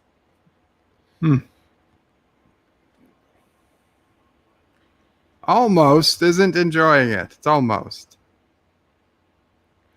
Almost. He was getting off on it.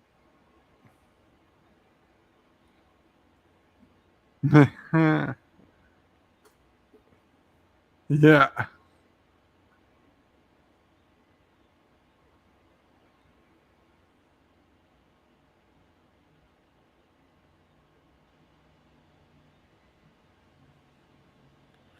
What did you say?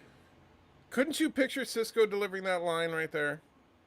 Even the way she delivered it felt very Cisco.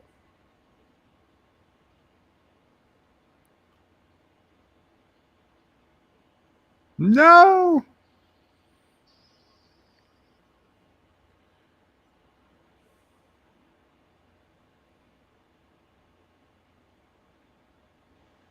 But now, thanks to the power of quantum, Picard's PTSD is cured. Well, after this little speech. And in fact, right now, I could see Q just laughing about Picard's evolved humanity. Yeah. And I will make them pay for what they've done. See, that is not freaking Picard.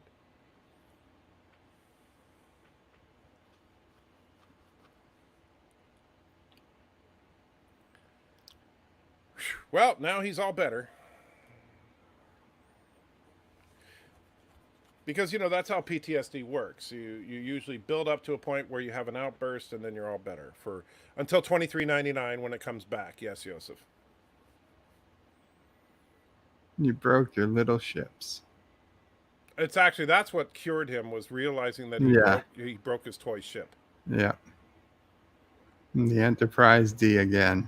Yeah. When Picard broke his D, his PTSD was cured.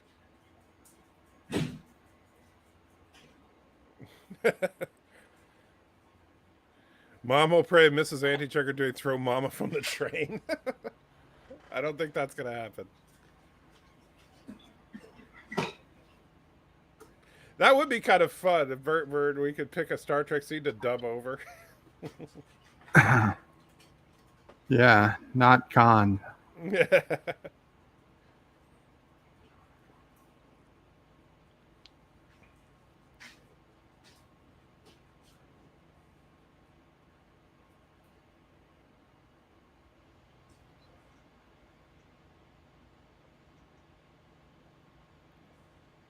Is that true? I never read it to the end.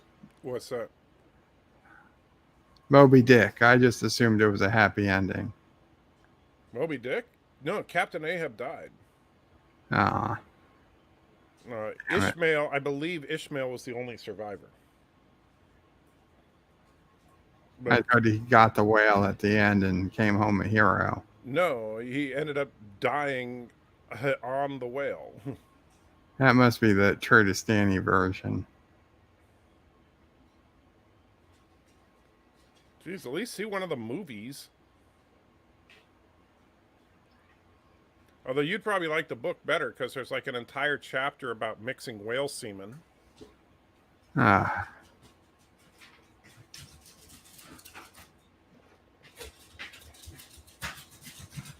And yes, Joseph, we're paying victim to the Mars attacks in 2385. We will not let Commodore O get away with it.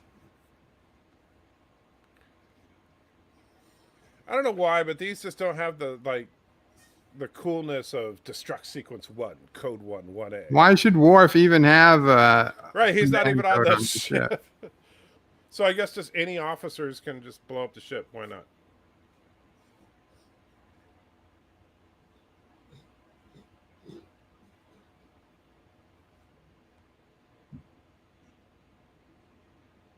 What if you didn't want even a single thing? Right. It's supposed to be silent. That's for like when Picard's like, hey, we're going to pull a fast one on the crew. Get on the captain's yacht. So long, suckers!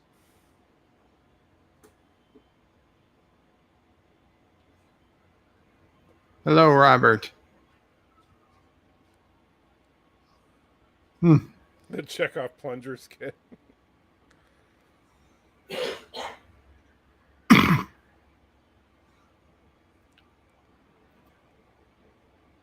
Until Data.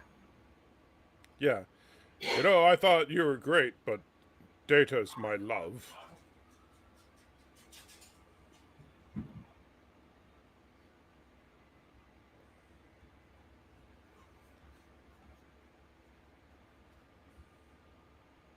I agree. Patrick Stewart actually did do a great Ahab. I don't know if you know that, but yeah, he played No, I haven't. Yeah, it's actually one of the better adaptations.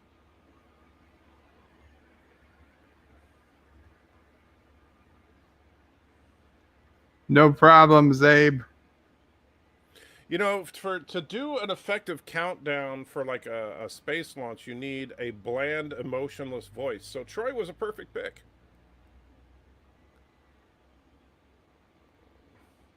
And you know what happened to her Beta Z accent?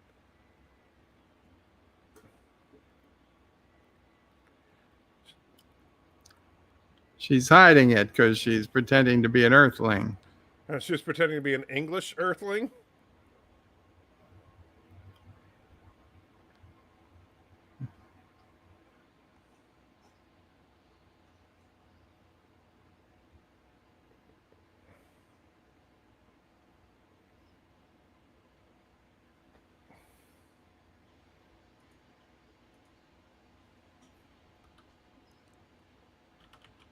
Run away, people! Run away! You're too close. They're all dead. Every single member of that camp is now dead. There's plenty more where they came from.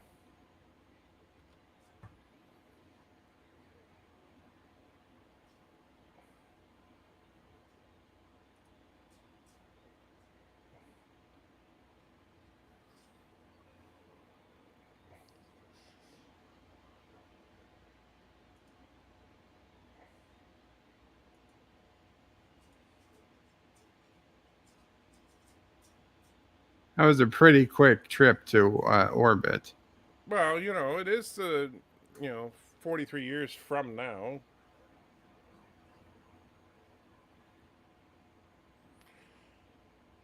Okay, so this movie was in 1996. Which means that, assuming that Zephyrin Cochrane is the age of James Cromwell, that would mean as of today, Zephyrin Cochrane is 13 years old. Yeah, so there's no way anybody from Generation Z is going to invent warp drive. Sorry, it's not happening.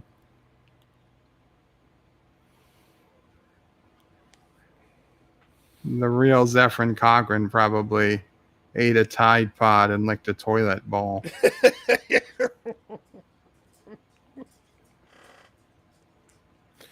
Unfortunately, I think you're right.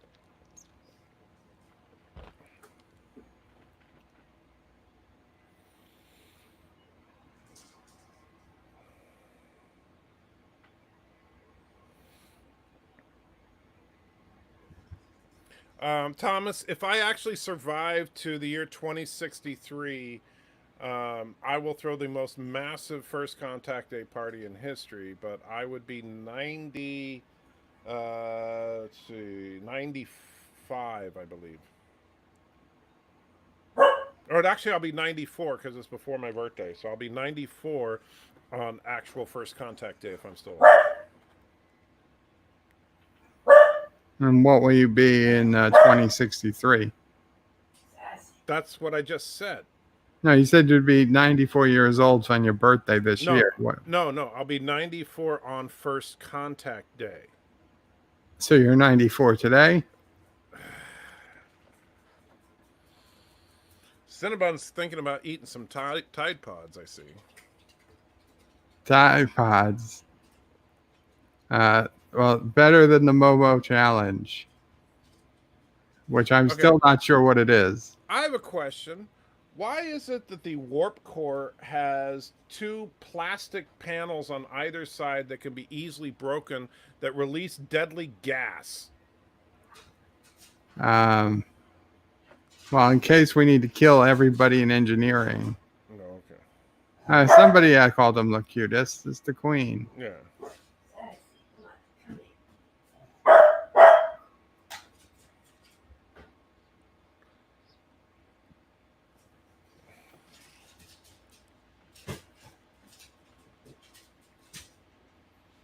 Yeah, exactly, Piandi. Those should be, since that coolant, like they said, melts away anything and everything organic, there should be absolutely no way for it to leak into main engineering. But they have it running right through the middle of the room in a big glowing pipe with a, I mean, they might as well put a target on it. Yeah, it's made in China. Mm.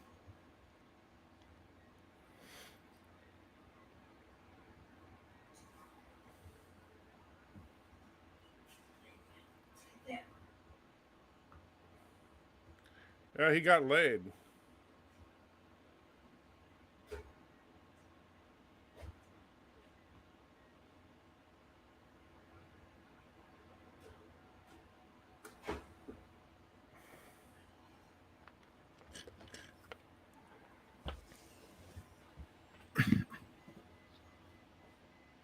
Why did he have to give himself freely?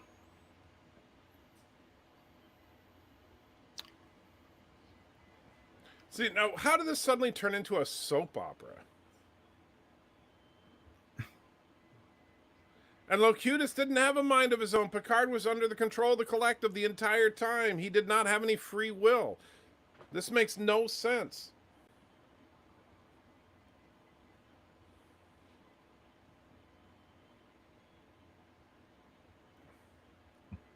He could have been king of the Borg.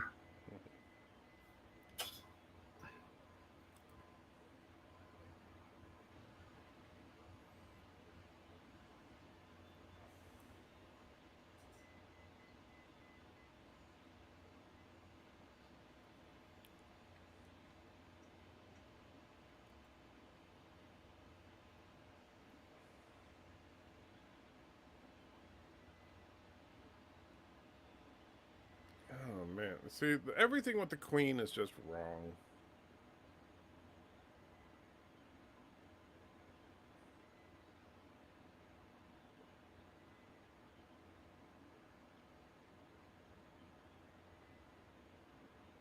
No.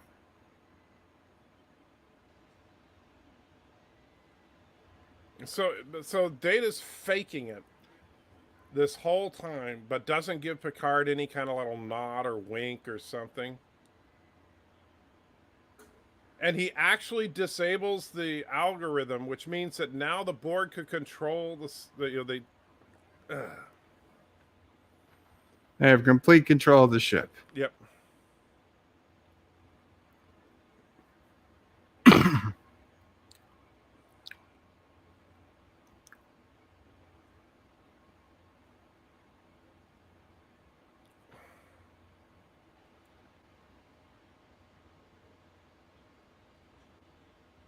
Oh, I love the song One More Minute. You should do that tomorrow night, Piano Dean.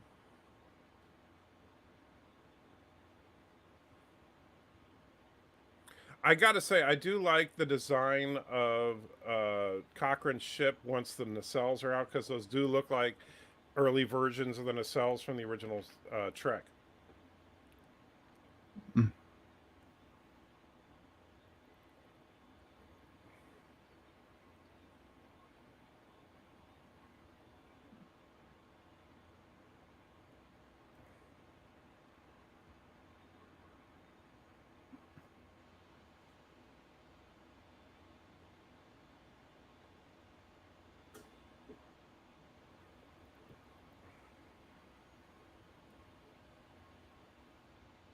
You notice that the buttons say TOS on them?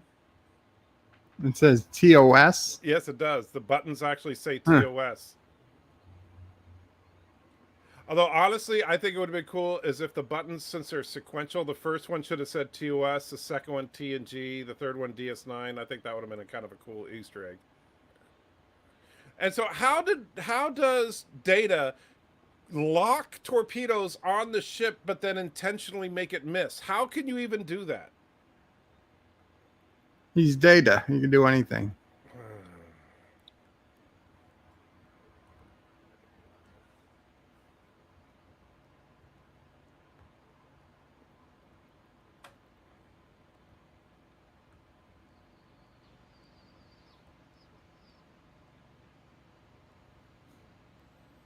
I'll just slyly walk over to the death plasma over here. Nobody will notice me. 3 quantum torpedoes to destroy a ship that could probably be taken out with an M80. Yep.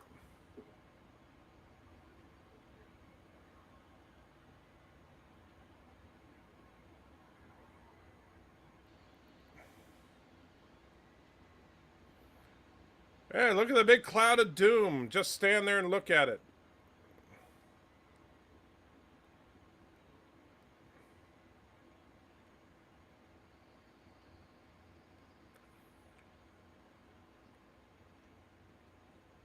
Jean-Luc Rambo. Yeah, he can just climb up.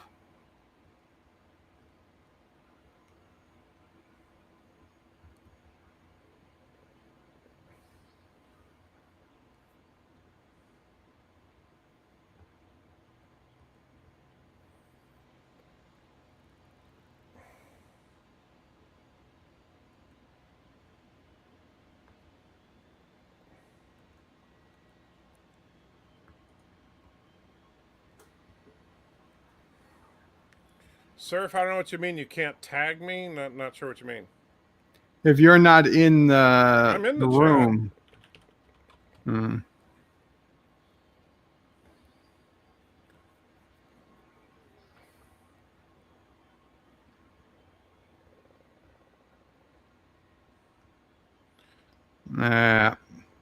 Yeah, Rafi could have vaped up that cloud, yeah. Why are all the Borgs dying? Quantum. So Riker's in command? Why is Riker giving them orders? I don't know. I guess because what's her face? Ellie? Yeah, well, Lily, was she going to be in command? Lily was obviously going to be in command.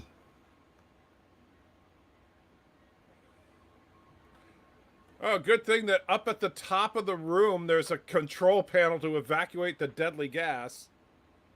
Just in case someone needs to climb up there. That Now makes notice, no sense. look at the Borg bodies on the ground. They all have T-800 skeletons. How does that make any sense? These people were all assimilated in the last 24 hours, and they have metallic skulls. Some of those people could have been there from who beamed right onto the ship. Only a couple. There was only a couple of them. You would think the most loyal Borg, the ones that would be with her. Yeah, but every beamed single on. one of them has metallic skull. And why would they die anyway? Yeah, no, they shouldn't die. They should just, if anything, from Voyager, they should, lose their connection. Right.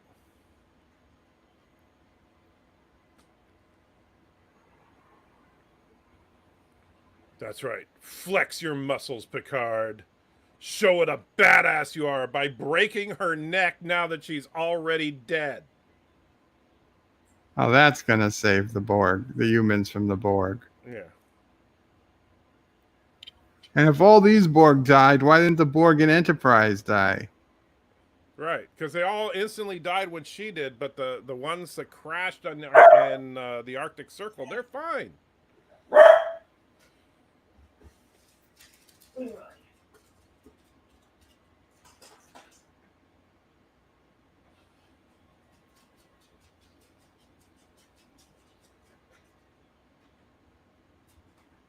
Oh, don't worry. They'll bring her back for Voyager.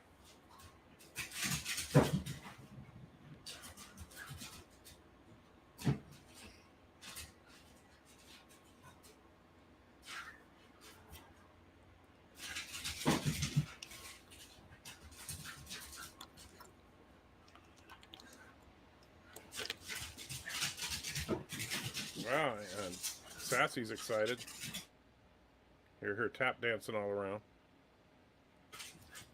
She's running around. Mama Price throwing toys for her to go catch. Ah. See, Auntie doesn't do that. She'll chase the toy, but then she won't bring it back to you. Yeah, sometimes she brings a toy back. Sometimes she doesn't. Okay, Sam.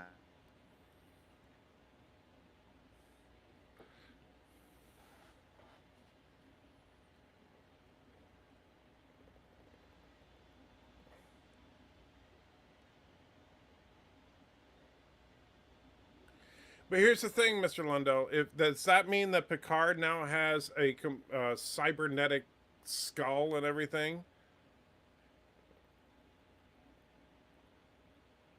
Since, I mean, he was assimilated a lot longer than the Enterprise crew.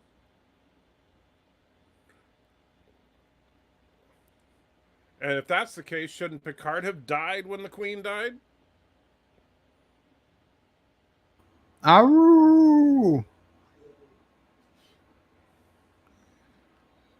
It's a good thing they're not in Kuroga. But then we saw that in my video today. Yeah, that was a good. You like that?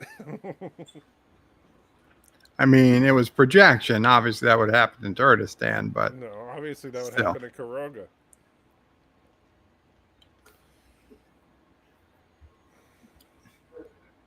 I do love this moment. I gotta say that at least they stuck the landing here with Zephyr Cochrane meeting the Vulcan.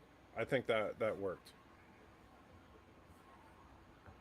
Although it's like you're telling me that the Vulcans, the reason they came to Earth because they detected Zephyr Cochrane's ship going to warp 1, but they didn't detect the Enterprise when it was right there firing quantum torpedoes, and then they hid behind the moon. well, I guess they knew how to hide from Vulcan sensors at the time. It doesn't make sense, though. Vulcans who pre-plan everything, that they would spontaneously make a first contact because they detected the warp signal. Like, they should have just radioed it back to the Vulcan Science Academy, and then they could have sent plans for an actual first contact that was organized.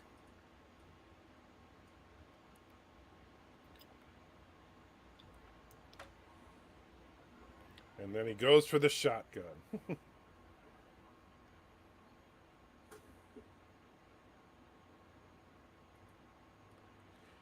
Yeah, Darth Maul, you should see the video that I posted today about First Contact Day. I actually show both endings. Hail, Kuroga. And the Vulcans couldn't detect a bunch of people transporting away. They might not have had transporters yet. Yeah, but they had sensors because they detected a warp signature. Yeah, but if they don't know what transporters are, they're not made to detect them.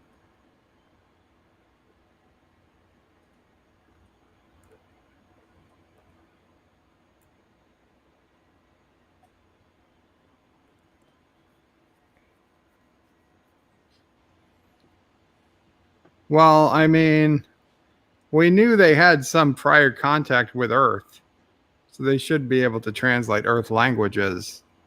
It's not that they've never been to Earth, they just never made it public. Right. Which we saw actually in Enterprise. Right. I mean, they could have been detecting Earth transmissions and translated the language, decades ago. And it was just all ready for when they do make first contact.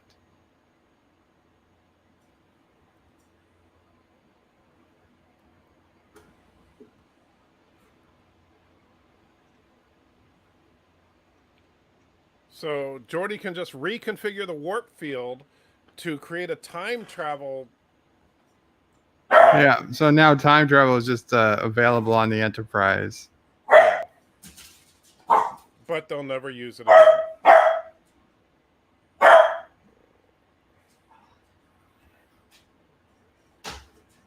It's a good thing they don't need deflectors. It's not a critical system. Maybe they replicated new ones.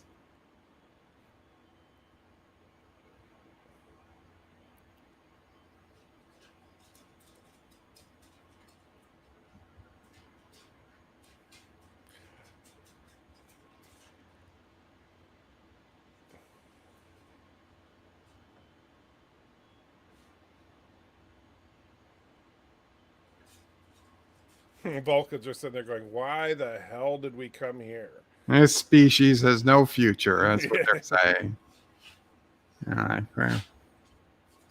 Like, these guys are worse than the Packlids.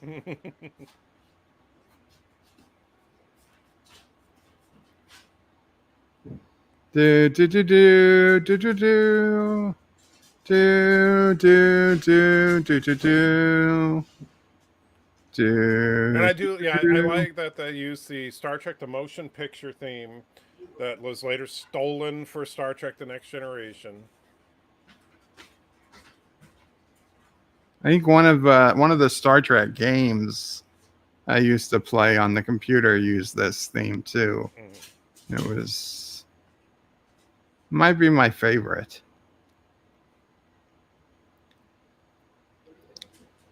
So, what do you think, AntiTrekker?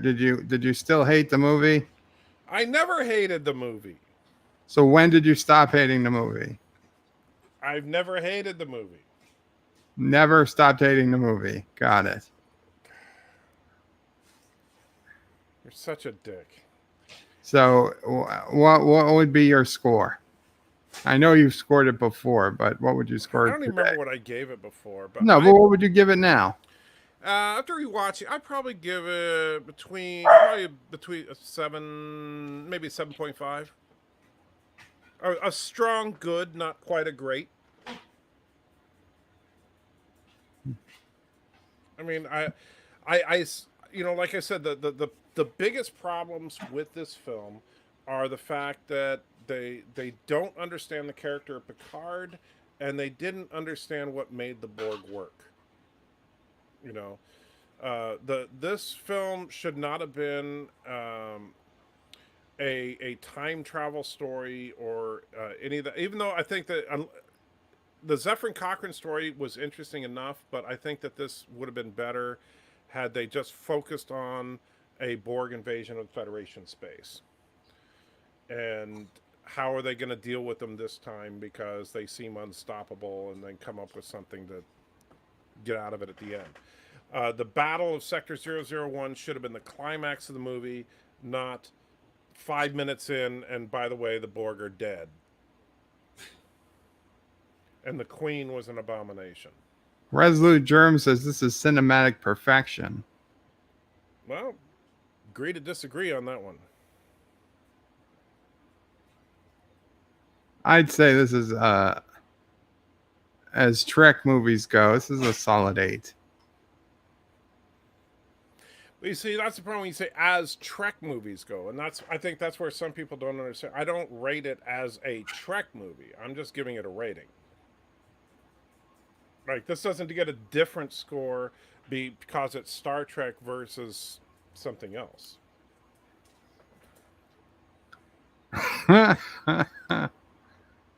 Do you care to answer the question? No, I'm not going to answer the question. No, he refuses to answer the question.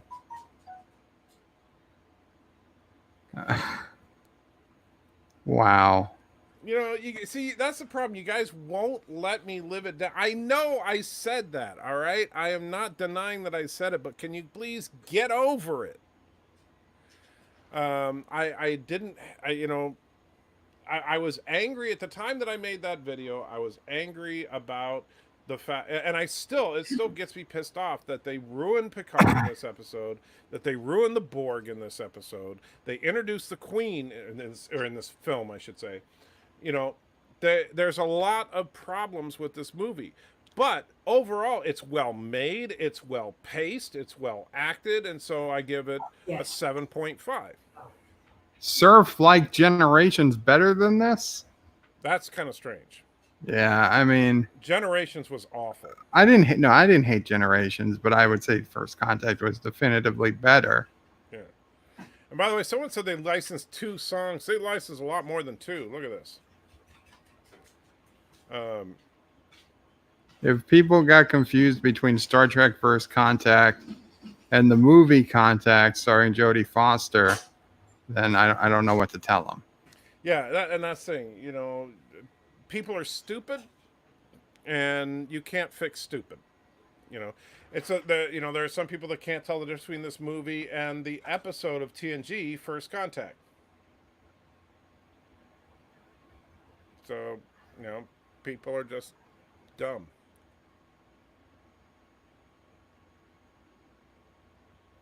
LDG, you can have everybody can have peace with Karoga as long as they're not Turdistan.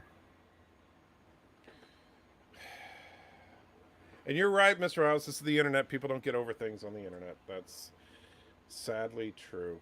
I will probably, for the rest of my days, be having people harassing me about how much I hate this movie. And I don't hate the movie. If I really hated the movie, I wouldn't have sat here with Bird and watched it. And I actually had fun watching it with him. So, granted, we were talking the whole time, but I wouldn't recommend watching it on your first viewing that way. And somebody in the screening room asked, why didn't Earth deploy its orchids? That's a good question. I think it's a slightly different timeline. Yeah. And Elnor said, I don't understand why you humans didn't just override the cube's outer doors. And Mercer says it is Kelsey. When I said I thought that was Kelsey, it sounded an awful lot like Kelsey Grammer. So I'm convinced that it is, and it would make sense because it was the Bozeman. AntiTrekker likes Star Trek Discovery more than First. No, Jeff, no.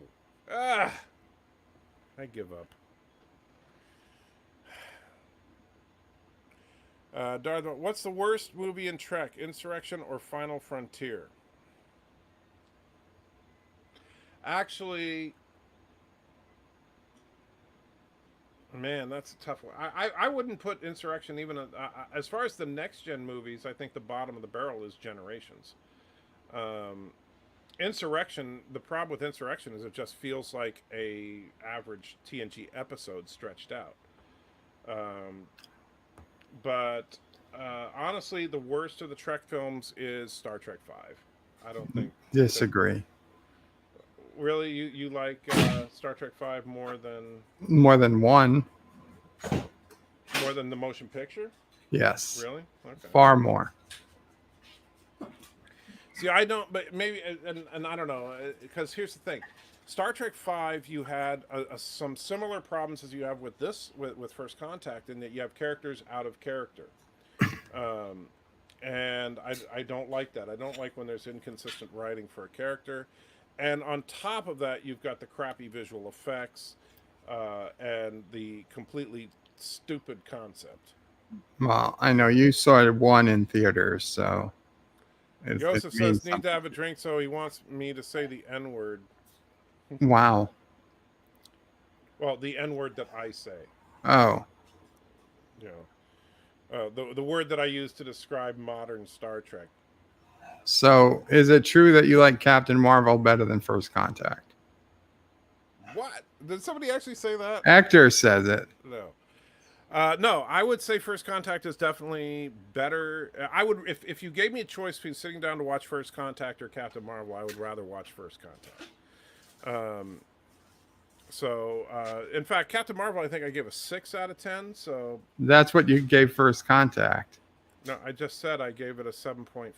Today you gave it a 7.5. Right, but I review. can't. You know what? Right now, because people, things are subjective, right? So, but right now, I would give Captain Marvel a 6 out of 10. I would give First Contact a 7.5 out of 10. And so, yeah. Okay. So there we go. We'll have to do this again sometime. Next First Contact Day. We'll see what maybe you'll give it an 8 come next year. Well, I was thinking maybe sometime before next First Contact Day, but that's fine. If you a different movie, you mean? Yeah. Yeah, we can figure something out. Right. Okay. Maybe we'll have to have like a monthly movie night. We could do it on different channels or something. Yeah. Whatever. Move it around. So you're gonna wrap it up. Give some great quip about how awesome you are, and I usually not. I just thank everybody for coming. I thank everybody for hanging out with us. Funny thing, he said that to transvestite O'Prey the other day too. That is fake news.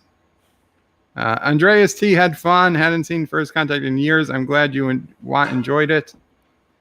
Now we want to watch the TNG episode First Contact. Well, if AntiTrekker wants to play that on his channel, he's welcome to. But yeah, we'll do something like that. We'll watch an episode every now and then in the Bird of Prey screen room.